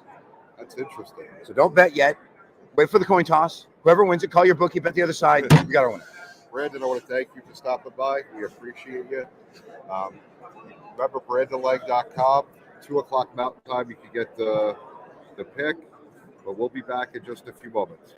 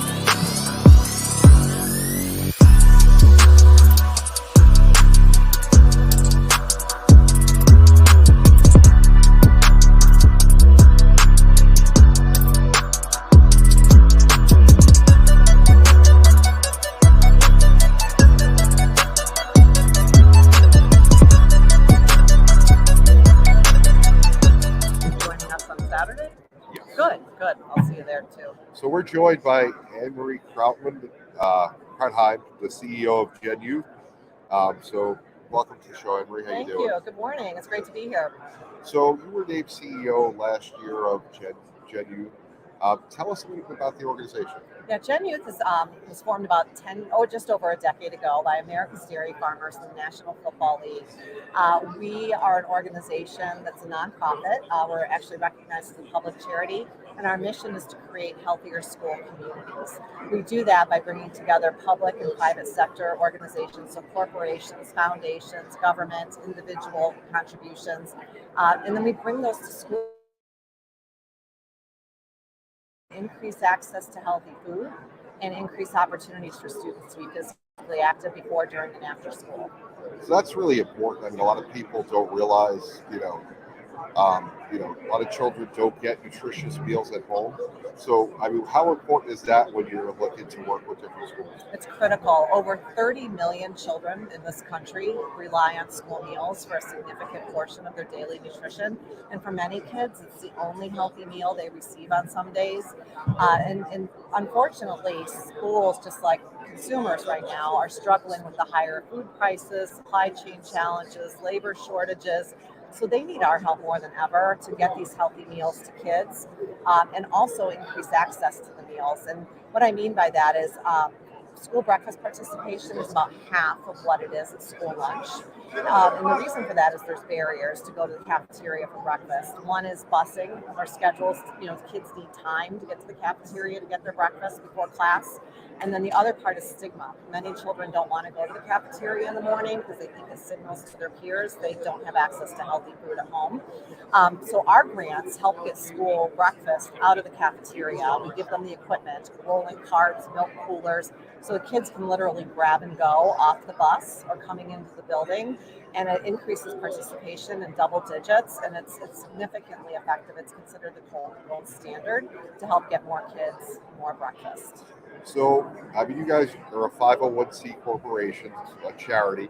How can people that are not here, that are watching at home, get involved to help you out? Yeah, we would welcome that. Every little bit of help makes a difference. And our website is genyouthnow.org. It's GEN, like generation, genyouthnow.org. There's a donate button there if you're interested in contributing to our grant program. There's also information about the work that we do with students. We're real believers of empowering students to drive change. If it's the kids that we work with say, if it's about me, don't do it without me. So you'll find resources there about our programs, insights we've gleaned through youth, surveys we've done with school nutrition, physical education teachers. So there's a wealth of information in addition to the opportunity to donate. Now, you guys always put on one of the best gatherings or parties during Super Bowl week. You have Taste of the NFL. If you've never been to it and you ever want to go to a Super Bowl party, I recommend buying a ticket. Can you tell us a little bit about how you put that together and who's going to be there this year? Yeah, absolutely. This is the Taste of the NFL has been in existence for over 30 years. Gen Youth has been the beneficiary this will be our third year. So it's a big event. It takes a lot of planning. But we bring together chefs. We have over 30 chefs coming to the event so people can sample and taste the delicious cuisine that they'll be preparing. We have 5 national well-known chefs. Chef Andrew Zimmern, who's well-known TV personality chef. Carla Hall, also very well-known TV personality. We have a chef from Texas, Tim Love, who's known for his urban Western cuisine. Mark Bucher out of DC is known for his steak and burgers. And then also Lashita Perry, she's known as the Queen of Flavor, and she is a specialist in pastry. So there are kind of core chefs that have been with us over the past couple of years. In addition to that, we have 25 chefs from the Phoenix area who are bringing delicious recipes that are unique to this area. We also have over 30 NFL players and legends who will be on hand to mix and mingle with guests. So it's really a celebration about food, football, and fun. But at the end of the day, purpose is at its core. All revenue generated from the event comes back to Gen Youth, and then we take those funds, and in this case, the event is specifically dedicated to tackle hunger. So the dollars that come to Gen Youth coming from this event will go out to schools in all 32 NFL club markets to help them with their school nutrition programs and increasing access to school meals. And now also, I know I've gotten emails since that tuned into the Taste of the NFL. You guys also have a charity auction We online. we do. There's an auction. We'll be actually auctioning live a pair of Super Bowl tickets. There's a lunchbox wall that people can buy lunchboxes, and they're full of goodies. And then they can also donate online as well. And the Taste of the NFL this year is presented by Quaker, Frito-Lay, and the PepsiCo Foundation. Their generous contribution really helped us to make this event possible. And then we have other supporters and sponsors and brands that will be represented at the event as well. Yeah, I think that's one of the most important things that I love to see, especially with organizations, the corporations, to give back, because we're all fortunate to be here, to be healthy, to be well nutritioned. There's a lot of people that don't have that, and it's great to see this whole group come together to give back. They do, and all these people really are there because they care about youth and they care about overcoming hunger. 1 in 8 children in this country alone is living in food insecurity, and for children in communities of color, it's closer to 1 in 5. So far too many children are waking up each day wondering when their next meal can come from, and we know that a good breakfast is good for children's minds as well as their bodies. Research shows they perform better academically, they get better nutrition. So we're just really proud to have such a solid group of partners and football players coming together for this event and sharing their time with us to help support a good cause. Definitely. Just one last question before I let you go, because I know you're running around to get this out to as many people as possible. With the pandemic, that was one major problem, because children weren't going to school, so they didn't have that availability of that nutritious food that you guys are helping get there. Now that the pandemic's mostly controlled, mostly controlled, and children are back at school, is the situation a little bit better for the children at this point? Well, they have easier access to the school meals. However, just like we're facing as consumers, the supply chain's a challenge. Food prices are higher. So what it says on the school meal menu may not have come in the day before. So at the end of the day, children are back in school, which is a great thing. At the same time, school nutrition programs are facing challenges, and they need help to continue to feed children and nourish their minds and bodies. Well, Anne-Marie, I want to thank you for stopping by. If you could just give the website one more time so everybody has it. Yes, our website is genyouthnow.org. And if you're interested in checking out the Taste of the NFL, the recipes are there, a lot of other information. It's Taste of the NFL.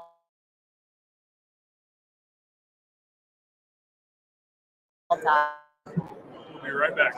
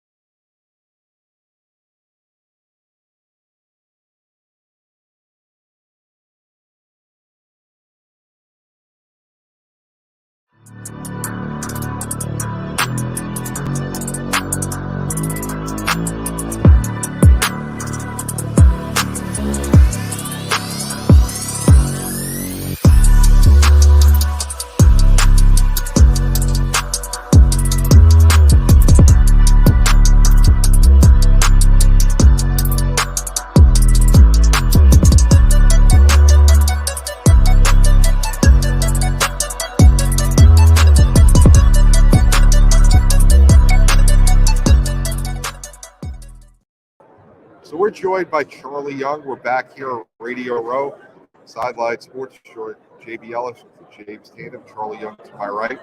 Charlie Young's number one round, sixth pick out of USC for the Philadelphia Eagles, who are in this Super Bowl. So, Charlie, welcome to the show. Well, thank you very much. Thank you for having me. And this is a great opportunity for me, maybe to express some of my thoughts. So, what are you up to now? What are you doing? What brings you to Radio Row? What brings me to Radio Row is exploratory. I'm checking out, see how everything is run, how it's done, and eventually I will have my own podcast and tell my story. See, I played in 2 Super Bowls. See up there, right there, there's 2 Super Bowls up there that I played in. Super Bowl 14 and Super Bowl 16. That's awesome. Mm-hmm. So you won a national championship at USC. Yes, I did. Played in 2 Super Bowls. Yes, I did. All right. How does winning a national championship compare to playing in the Super Bowl? Well, it's different. One, the obvious reason, one, you get paid, and one, you don't. So when you were playing, were you hungry to win the national championship because you weren't getting paid, or when you were playing, which did you feel like you? No, I see, most people that play this game play it because they love it. You cannot play this game without loving it because it is too difficult. And most people don't realize that this game is a mind game. They think it's physical. See, but it's the mind that controls all your body movement. And those who control their mind best in this environment, they will win that game on Sunday. So you're going to do a podcast. What type of podcast do you think you're going to be doing? Oh, it's easy. See, if I tell right now, everybody will try to copy it. It'll be that good. I can't wait to see it. Then I know I got to. No, it's going to be great, and it will be narrative, and it will be interviews, much like you're doing, and you'll get people just like you're doing, and tell stories. Not only stories, tell life stories. See, because people are going through, excuse the expression, people are going through hell. And I don't care who you are, everybody in here, everyone, all these people here, they are looking for hope.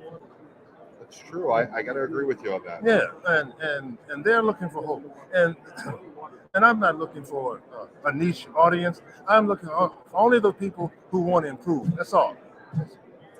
That's great. What? Why did I do that? No, okay, what made me want to do that? Why are you driven to create a podcast? Because I have a purpose. Even before it was called a podcast, I used to do these little things 30 years ago. I didn't have all the equipment and to do it then. Back in those days, it was expensive to do that, and you needed a whole technical group. Now you can do it just sitting down and do it. Now you can have one guy over here, one guy over there, and you can do it all. You can take one computer and just do it and tell the story. You can be in London. You can be in Montreal. You can be in Los Angeles. You can even be in Phoenix. That's true. We're all over the place. I'm in New York. James is in Philly. John is in Gettysburg. So I get you. You can be all over. Uh-huh. So that's great. So what was it like preparing the 2 Super Bowls? It is it's very difficult to explain that, because here you have something that you've been looking for all of your life. I mean, since you started playing, the goal was really to get here. That was the goal, and very few people get that opportunity. There's some great players who never got a chance to play in the Super Bowl, and to go to the Super Bowl, you need. Some people say you need luck. I don't think you need luck, because I had a coach who used to tell me, luck is when preparation meets opportunity, and then so you have to get that. When opportunity comes, you have to get it. You have to overcome. You see, at the University of Southern California, which I went to, we had a saying, and the saying was "fight on."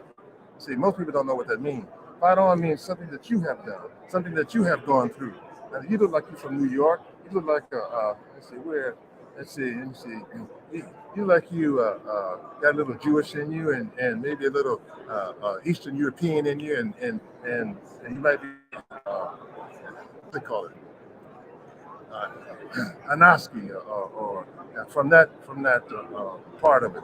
And so you have struggles, you have gone through, and see, most people don't realize a struggle is there to bring out the greatness in you. You see, when I came over here, and you said something, I knew that you were an important person. Why? Because you sound like you were in charge. I don't know. At home, who knows? But here, yes, I'm a little bit in charge. No. See, your voice betrays you.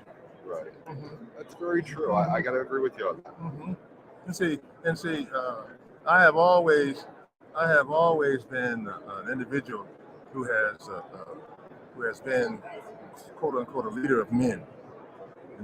And you have to have leaders to lead in difficult times.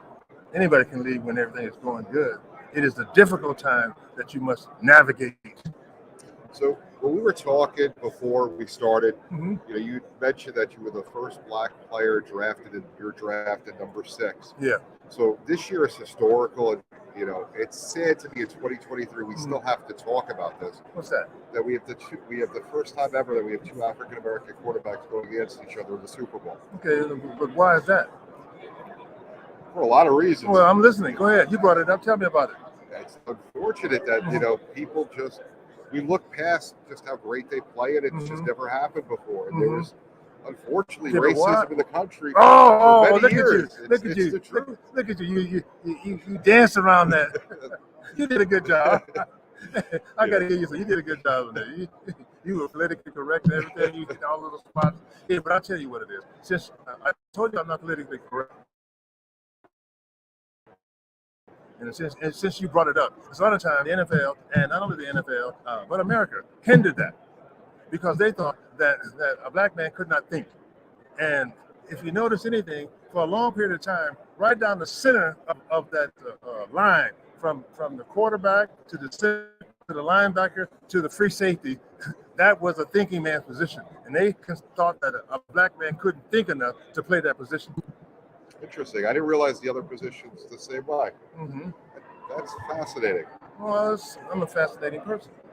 Listen, I'm always up to learn, and I had never thought about it that way. Well, if you take the time and think about it, if you look at it, I went to a university called University of Southern California. I mentioned that before. I'm going to say it again. Why? Because they have always been so-called progressive in that. Because I played with a black quarterback. His name was Jimmy Jones. And even before Jimmy Jones, there was a guy, if you do your research, you'll know, his name was Willie Wood. Willie Wood was a Hall of Famer who played for the Green Bay Packers. And he was a quarterback at SC. He played quarterback at SC. But no one knows that. And he didn't even get drafted. He had to go in as a free agent. And he went to the Green Bay Packers. And they moved him from a quarterback to a defensive back. And he made the Hall of Fame. That's how great he was. Yeah, it's wild to think that it was like that. I mean, I remember growing up. I was born in the 70s from Brooklyn, but I remember, hearing talk in the 80s, with the NFL pregame shows, can an African American play quarterback? Yeah, that's what they were back saying. then it was can a black man play quarterback? That's right. That's right. They didn't use the term African American back then. Was it a Negro? But and it was wild to see because growing up in Brooklyn, listen, everybody's your friend. You have people of all sorts of people in New York City together, and you hang out with everybody. So to hear that, it was like, why can't they? And now to at least see it, it's great to see. I mean, Patrick Mahomes and Jalen Hurts are both phenomenally young men. See, yes, they're phenomenally young men. See, but those young men stand on the shoulders of other people that did not get the recognition for that. Guys that played and gave them the opportunity. There's one guy most people know. His name is Doug Williams. He came and he came from historically black college, and he came and played, and he was the number 1 draft choice, and they didn't think he was going to play. But the coach that I played for at USC, which was John McKay. John McKay drafted him and played and had him play for him, and he wouldn't have this guy named Joe Gibbs. But because Joe Gibbs used to be at SC himself. And so he went there and he went and tutored him and showed him and gave him the courage and the inspiration that he could do it. Everybody needs inspiration. And by him doing it, then eventually when he got injured or some stuff happened, and he got out of football for a while, and then Joe Gibbs brought him to Washington Redskins, and the rest was history. Yes, it was. He won a Super Bowl. And this is what they call Black History Month. So we'll talk about it. Charles, I have to say, you're an amazing interview. I want to sit down and talk to you all day because there's so much you've experienced. Well, then I'll give you my number, and then we can call after this is all over, and then we can chit chat a little more. Definitely, I would love it. All right, my pleasure. So where can people find you? You're on social media. I'm not here for people to find me. See, I'm not here. Everybody is basically selling something, and they doing all this other stuff. I'm not. I'm here to learn and to grow, and then when the next time I talk to you, I'll tell them where they can find me. Awesome, I love it. Okay. Real quick, Yes. just last thing before you go. Yes. USC going to the Big Ten or whatever they Yeah, call it. it's a money issue. How is it going to work with them having to play Rutgers and Maryland? Easy. It's like it is for them playing Oregon State and Utah and anybody else. It's a business. And it's the only thing. The reason they go in there is because they needed something to compete. The Big Ten. Yeah. The Big Ten needed to compete with the SEC, and so they bringing in all the major marketing regions like Los Angeles. Los Angeles is big, and Rutgers is in New York, and so those are the media places. Exactly, it's very true. I think it's a great move to two historical colleges that always were great at football and basketball. I hope you guys do well. It's always more fun when you have the good teams do well. We get rid of these Alabamas. No. See, Alabama brings the greatness out of you. See, most people don't realize that. See, I'm not that type of guy. I just don't like seeing it the same team every year. Well, that's because you're not in there. And see, if you were there, if that was you, you would love it. True, that's true. But Charles, thank you, man. We got to talk more. I love talking to you. You're a great man. No, I'm controversial. See this guy right here, he's waiting for me. Oh yeah. Mike, step in a second. Let everyone see Mike Hernu. If you watch any of our shows, you know Mike. So real quick, Pac-12. This is Charles. We're gonna head down. You guys have a great day. And I want we'll to be back. thank you. I want to thank you and thank all of your listeners. And to see a individual on your show in the Super Bowl, who has no one who can actually have feelings of winning and losing. Well, we appreciate it, Charles. It was an honor. All right, the honor is mine. You have a great day. And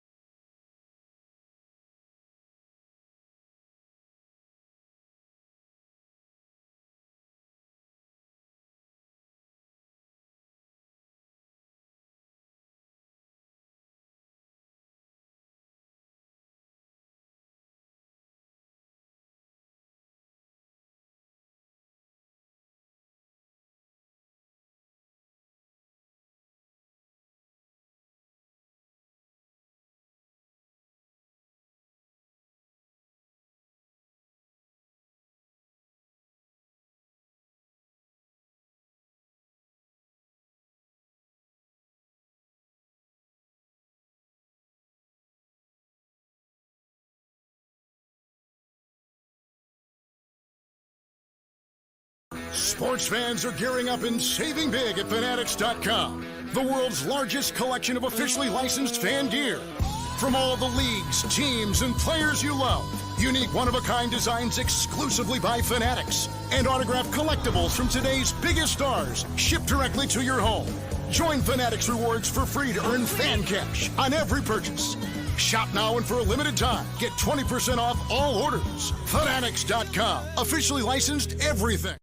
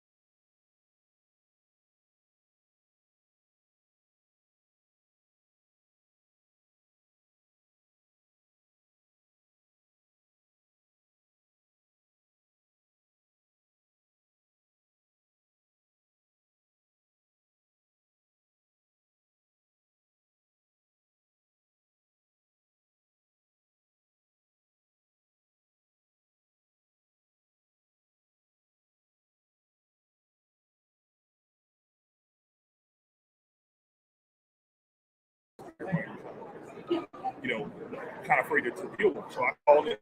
We had a great debate. It went,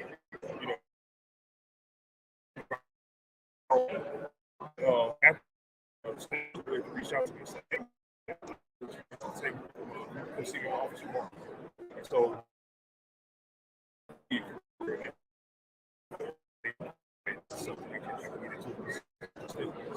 that's when I started the upper field. That's awesome. So, Michael, tell us about your journey getting here.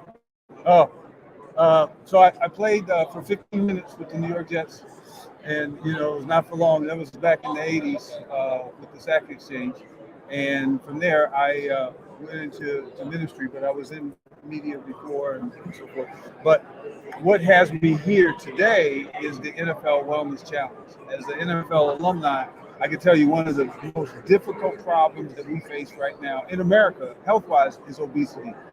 And so we teamed up with Richard and the guy Russ Allen and some guys creating Wellness Now. And the idea is to focus on tackling obesity and helping people, not players, but live their best self. I like to say is, as a NFL player, former, help motivate people to be their best self. We can't make people do something they don't want to do.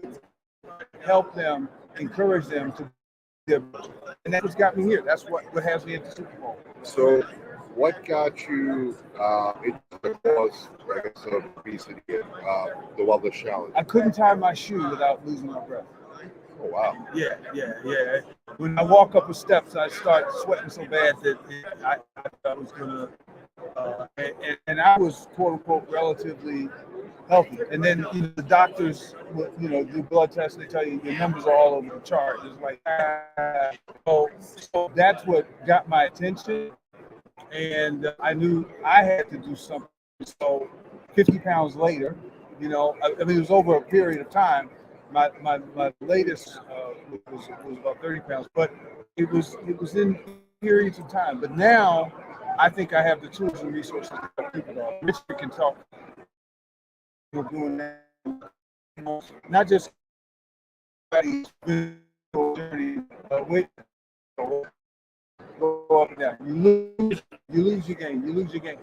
But now we're focusing on helping people keep it off and giving former NFL coaches, players, right, the ability to coach others to help motivate them to be their best selves. That's all. Great. I mean, you having, epic media, being in the media, the Houston area, throughout the country. I mean, how you were partnered with this Wellness Challenge. How does that feel in that position where, you're helping some former great players back able to be healthy to live more productive lives? The most rewarding experience ever. On track for goals. We have the same energy that we have football players. We want to win, but we translate that mentality towards and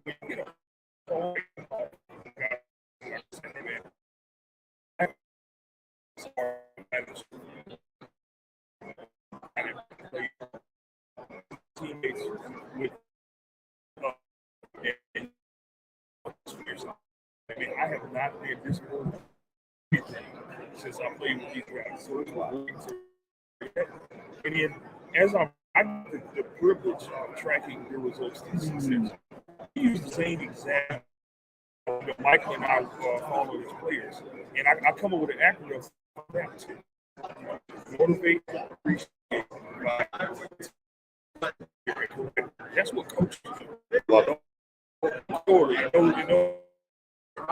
That series happens. Some days you're on you, some days it's trying to encourage you. So it's a combination of those different things. I know that he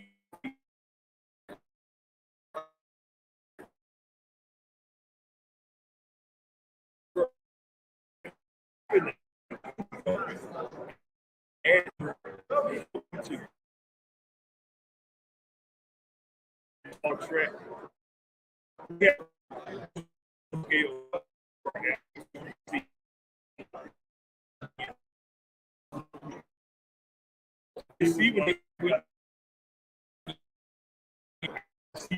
Those holidays. Right. And so I'm like okay. This is working great. That's so awesome. we're able to keep it.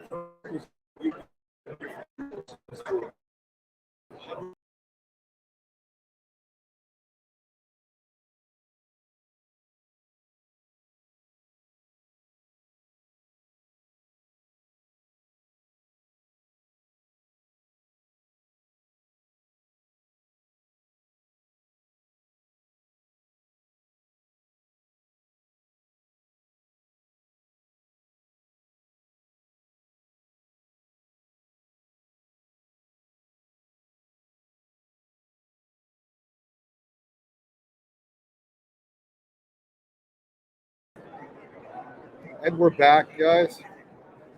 Sorry about that little technical glitch, but we are back. So go ahead, Richard. You were saying how you're the offensive coordinator of the wellness program, which is so important. I mean, I like how you put it because I was a guy. I actually lost a lot of weight, and you have to look at it as a challenge. You have to and you have to game plan it. You need help from outside of yourself. It's not easy to sit there. You have some people that can eat anything, can do anything, and they don't gain weight. But some people, they need help. And that's why it's great to have an offensive coordinator like you. Tell us a little bit more. Right. And also, it's more about education as well, because weight is only one factor in wellness. And sometimes that can be a deceptive number. So we look at it from a more holistic approach. We look at body fat, water intake, lean muscle mass, and weight, for example. So different metrics that we look at. So it'd be like looking at statistics at the game. Say, okay, he had 150 yards rushing. Yeah, but you got smoked by 40. So that doesn't really help us in that situation. But when you look at the entire box score, you look at all the statistics together, you see the time of possession, you see the no turnovers, you see turnover defense. We take that same thing, we apply it towards wellness. Okay, you're eating right, getting proper nutrition, getting proper water intake, doing some exercise, getting proper sleep, you're managing your stress. So the combination of those things is going to be a whole better overall game plan. That's what a coach does for you that you can't do for yourself. The quarterback can't call his own offense. He's got to have someone on the sideline saying, hey, I see this, they're adjusting this, let's make these changes. And so that's literally what we do as coaches. And this program is for everybody. You don't have to be a former player or any of that. We're reaching out to everybody because as a team, we're fighting against obesity. And we have some strategic partnerships.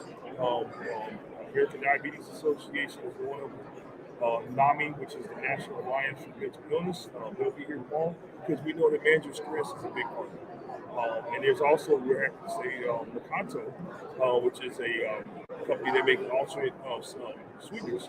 So you don't have to, give up your sweet palate, but they have monk fruit-based sweeteners that have no calories and it's not refined sugar. Right. So there are different ways that you can still enjoy your lifestyle without having to, sacrifice your health. So, Michael, how do you feel being basically the pioneer of this project? You went to the doctor, you saw you were having some issues, and you pioneered change, not just in Colorado, but for people across the world. So, being part of the pioneering change, but when you're we ran a diabetes prevention management program in New York State, a faith-based diabetes program, and it's called Faith Fights Diabetes. And we did the press conference at the Albany State Capitol, and it's a long walk. If you've ever been to the state capitol, it's a long walk, right? Yes, I have. So by the time I got to where they were doing the press conference, I was literally dripping sweat so much that they said, we can't interview you. You're a mess. You look like you need to go to the doctor. I knew there was a problem, and here I am. We're starting a diabetes. So just exactly like Richard said, it's about giving people the right information and the right application at a time when they can handle it, when they want to receive it. And then the encouragement, the boost. So, because there's anybody that's been overweight, and most of us have, it's a battle. It's an up and down. It's an up and down. If you only focus on food alone, you'll lose. Right. If you focus on exercise and food alone, you'll still lose. You got to have fluid intake, stress management, sleep. My wife told me, sleep is such a huge factor. She's a therapist. And it's like she said, if you're not getting 8 hours of sleep or 7 hours, because I'm not used to getting that much. Sleep is important. It's important. So what is that? That means I have to diet what I do during the course of the day. And so you asked about pioneering. How does it feel? I love passing stuff on that's a benefit to people that might be able to appreciate it. And then, the more people you hang out with and you catch on to, and you start this whole community of seeing things better. And knowing then when you look at guys we played with and look at their lives and look at the quality of their lives, these were champions. These were like huge champions, not just their size, but, and to say, wow, man, the quality of your life expectancy is going to be diminished by 20 years simply because you couldn't get this under control. So I think it's a great feeling to be able to help. Well, I definitely appreciate you both coming on the show, Michael Faulkner and Richard Walker. If you could tell everybody where they can find the information on the NFL Alumni Wellness Challenge. Yes, go to NFLalumniWellness.org. You'll see all the information about the challenge. If you want to sign up for the challenge there, you can put your information in, select your coach. Mike's there, I'm there, David Blaha's there, Reggie Brown is there. So there are several coaches you can choose from. Choose your coach. Don't have to be me, don't have to be Mike. Select your coach. We'll be happy to reach out to you. We have to get you started on the program. Get yourself an offensive coordinator to get through it. It ain't that easy, trust me. Absolutely, and we do corporate stuff too. Right. So we're bringing in companies. Right. We bring companies into the mix, into the conversation, because weight loss is one of the biggest factors in employee absenteeism, right? And low productivity. So obesity is a big issue on a whole lot of fronts. So 4 out of 10 Americans are dealing with obesity. Yes. That's a large number that comes.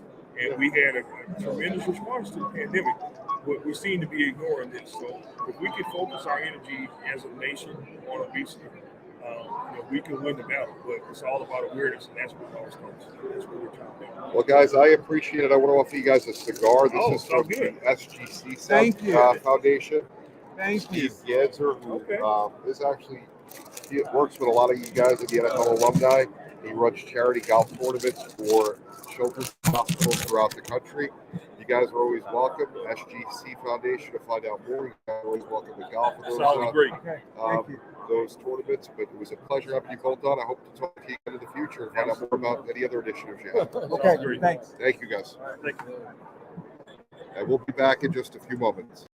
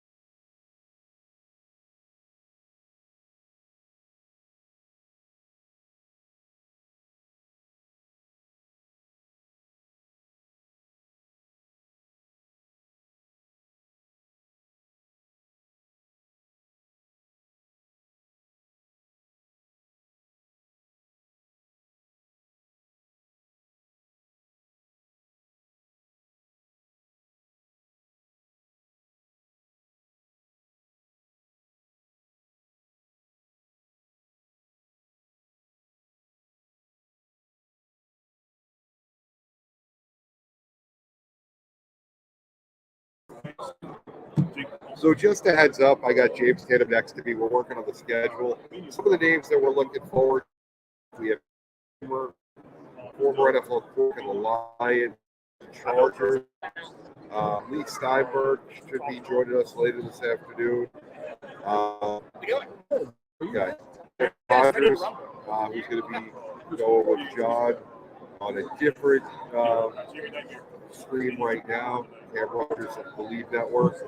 We got a lot going on here today. There are many people. There was a Debo Samuel sighting over at the Ringer table. I saw CD Lamb here with Old Spice. But the biggest and the brightest star that I saw today, James Tatum to my right, here with Sideline Sports in the Gauntlet. What do you feel so far today, James? What do you see that's happening? It's a great experience. I mean, compared to the first couple of days, it was a lot slower.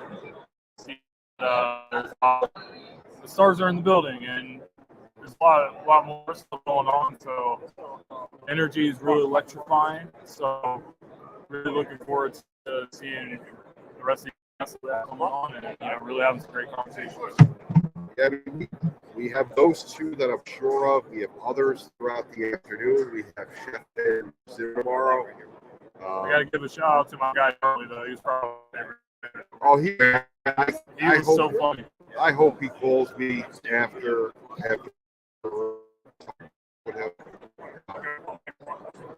Michael Brockner. How you doing?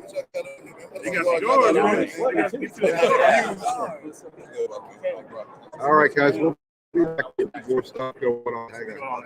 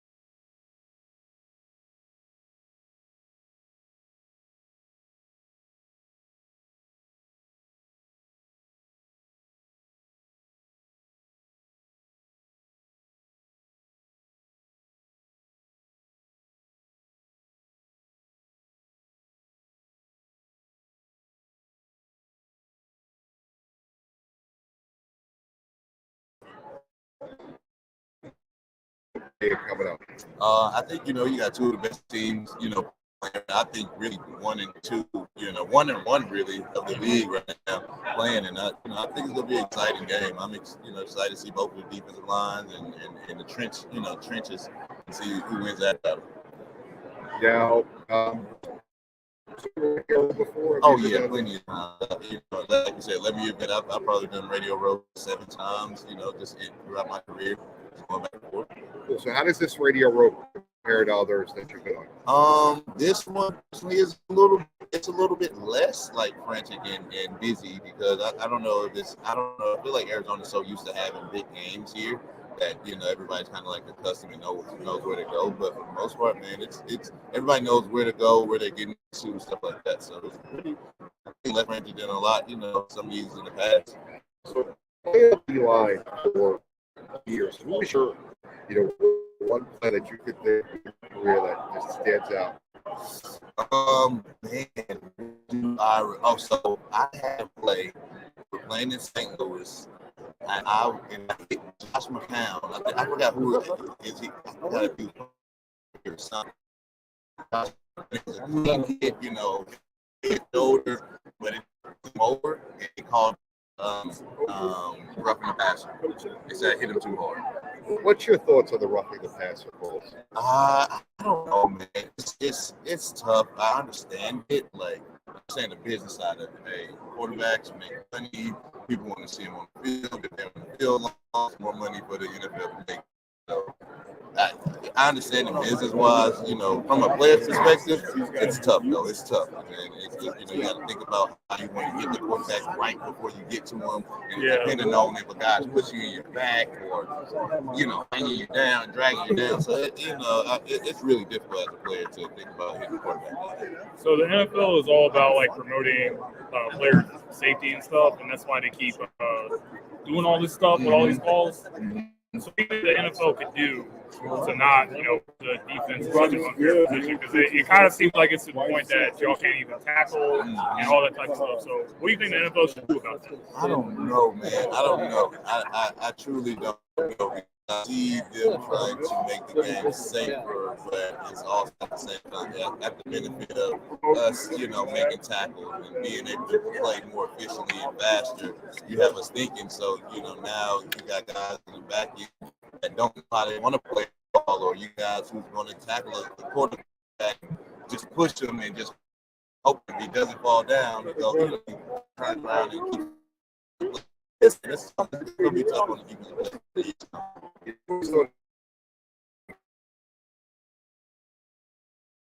Tackle a quarterback, get the sack. You gotta worry if he falls down. Let's see. I get the rule either there. Not for that. It's just tough. Yeah, man. It really is. I mean, football, so it's right. And yes, man, I'm opening up a restaurant in part of Houston, right off.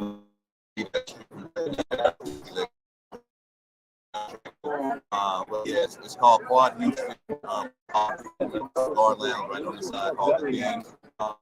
It's elevated the dining experience. We're trying to the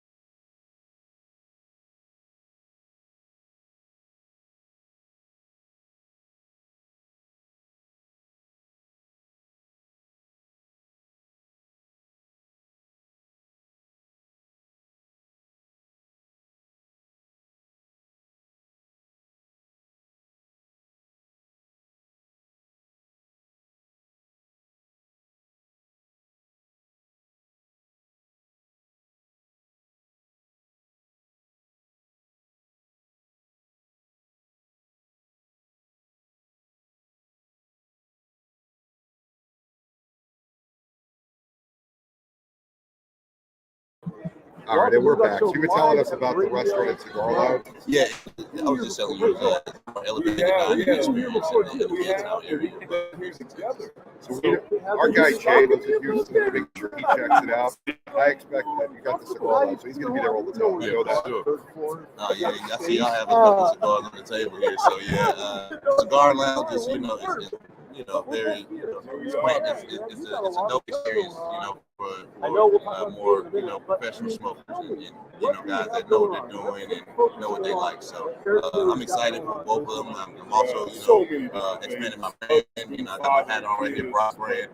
So I'm putting a lot of we got you. We got you. I understand. I appreciate it. Let me give you a cigar from the SB57 Foundation. Oh man, I appreciate it. Thank you. They're a foundation that raises money for children's hospitals and golf tournaments throughout the country. Definitely come by and stop by and play one.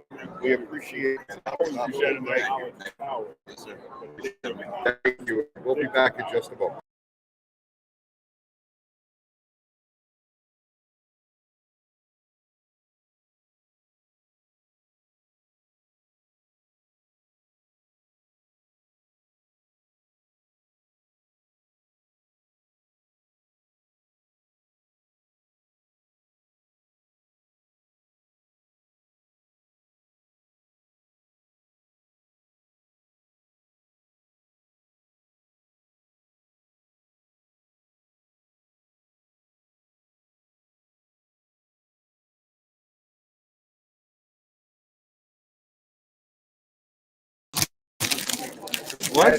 And we're back with Eric Kramer, former quarterback of the Lions, Bears, and Chargers. Welcome to the show, Eric. How you doing? Thank you. Appreciate it.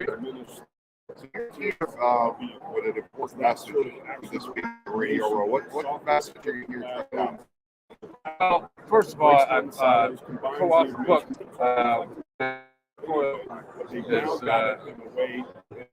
Basically, I play football, and so it's a little deals with that journey through year and a half, and then some of the ups and downs that accompany that, namely depression.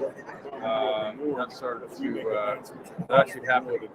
First time I suffered it was 1994, and then just kind of how that's transpired. Unfortunately, tragic events happened in my life as well. Namely, my son Griffin, 18 years old, they passed away from a yeah, very tough. Not for everybody around. And,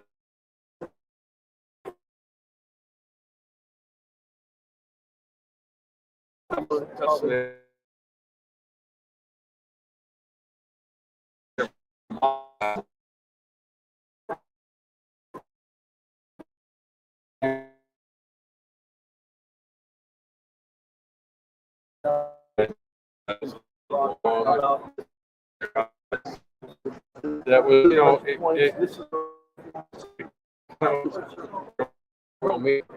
eventually 2015. And, so the long recovery back, now that's 7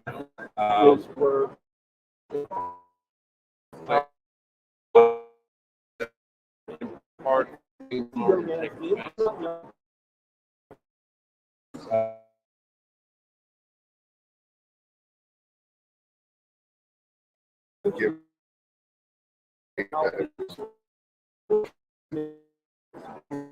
never worked. First thing I was on the better. You look at here, how long you had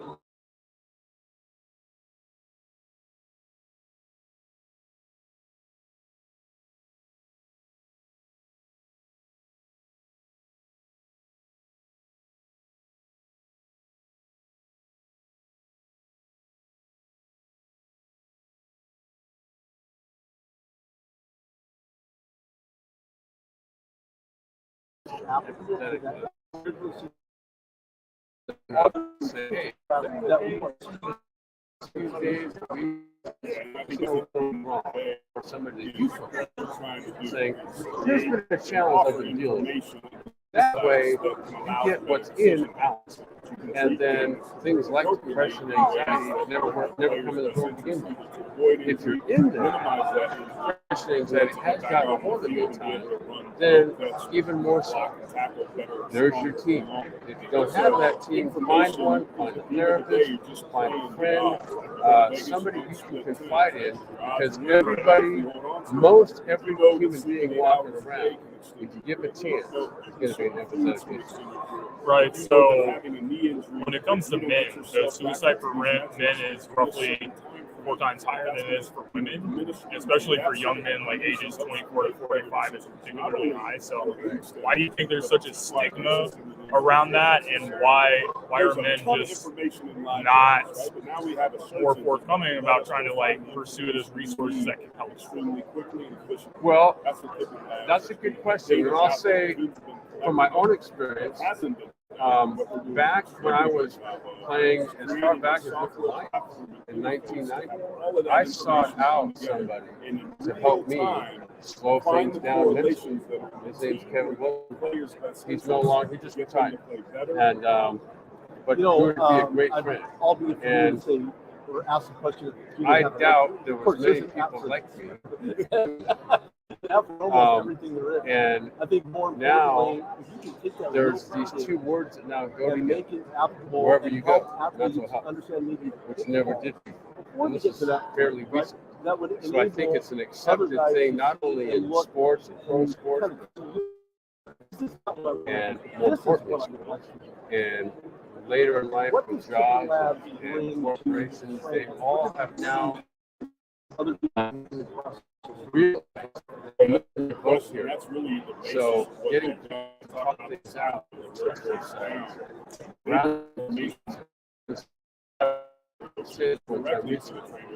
keeping it inside, it's kind of like shaking up a soda can and then popping it out. It's coming out. Do you want it to come out smooth over time, or do you want it to come out bursting out all at once? That's how that stuff happens. And I think when you mentioned men in particular, yeah, because why are men different than women? There's only 2.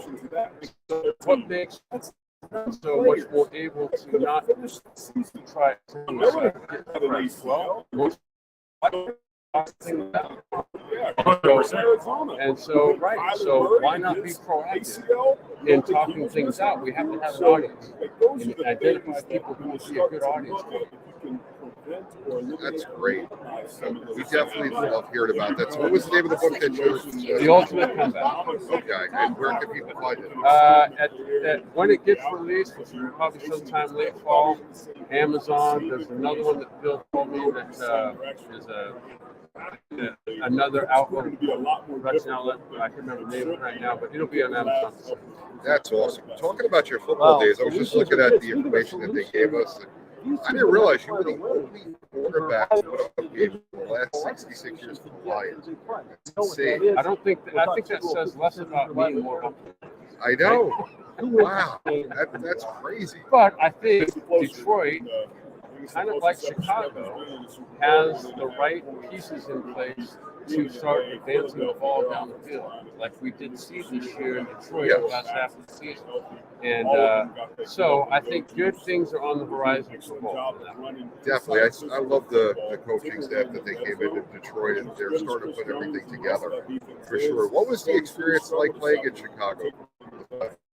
Well, I loved it. I mean, we didn't have the best team, top to bottom, but being part of that organization, the guys that I got to become friends with, and fellow players, coaches, and I still keep in contact with, and the city, you know, there's no place that I've ever been where it's such a rabid fan base. Yeah, I think so. Well, if you win in Chicago, it's bold. That's awesome. Glad to hear. And then you ended in San Diego, which is kind of a dream to play. I like that compared to playing in the cold weather. What was that like? That's a very question because when the schedule would come out every year, so like you said, between Chicago and Detroit, or Detroit and Chicago, that's 9 years. There's never a game in Arizona to end the season. There was never a game in San Diego to end the season, or Florida. It was always in Green Bay or Buffalo or Chicago. So to be in San Diego, where it hovers somewhere between 72 and 75 every day, was a dream come true. Well, I can imagine. I mean, you've had a great career.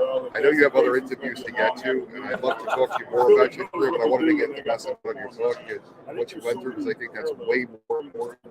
We talk football all week, but your message is way more important than this, and we can get to this. Hopefully you'll come back another time.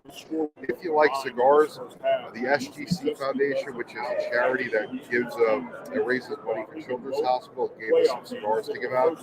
They work very closely with the NFL Alumni Association. If you want to take one, pleasure having you. We'd always love to have you back to talk more football. Can't wait to do it again. Jamie, thank you guys so much. Thank you, Eric. And we'll be right back, guys.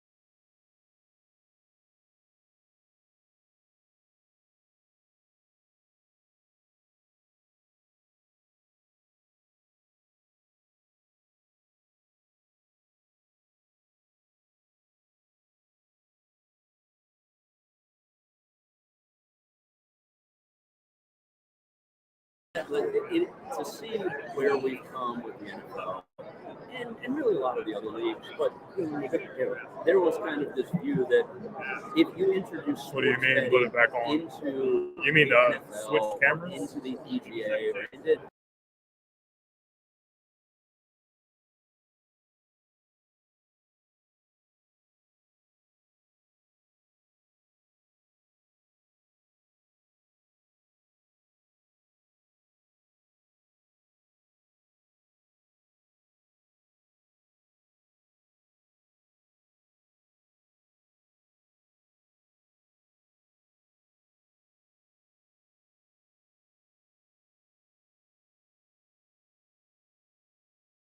has been, earth-shattering to see the difference between where we were and where we are today. Yeah, no, I see athletes individually and collectively have these little logos on their jersey. NBA with the little patch to the side, and the NFL maybe have something like that in the near future. We don't know what that looks like yet, but I just think to myself, man, this is amazing. These are great times that we're in right now. I just foresee it becoming that much more dynamic, that much diverse.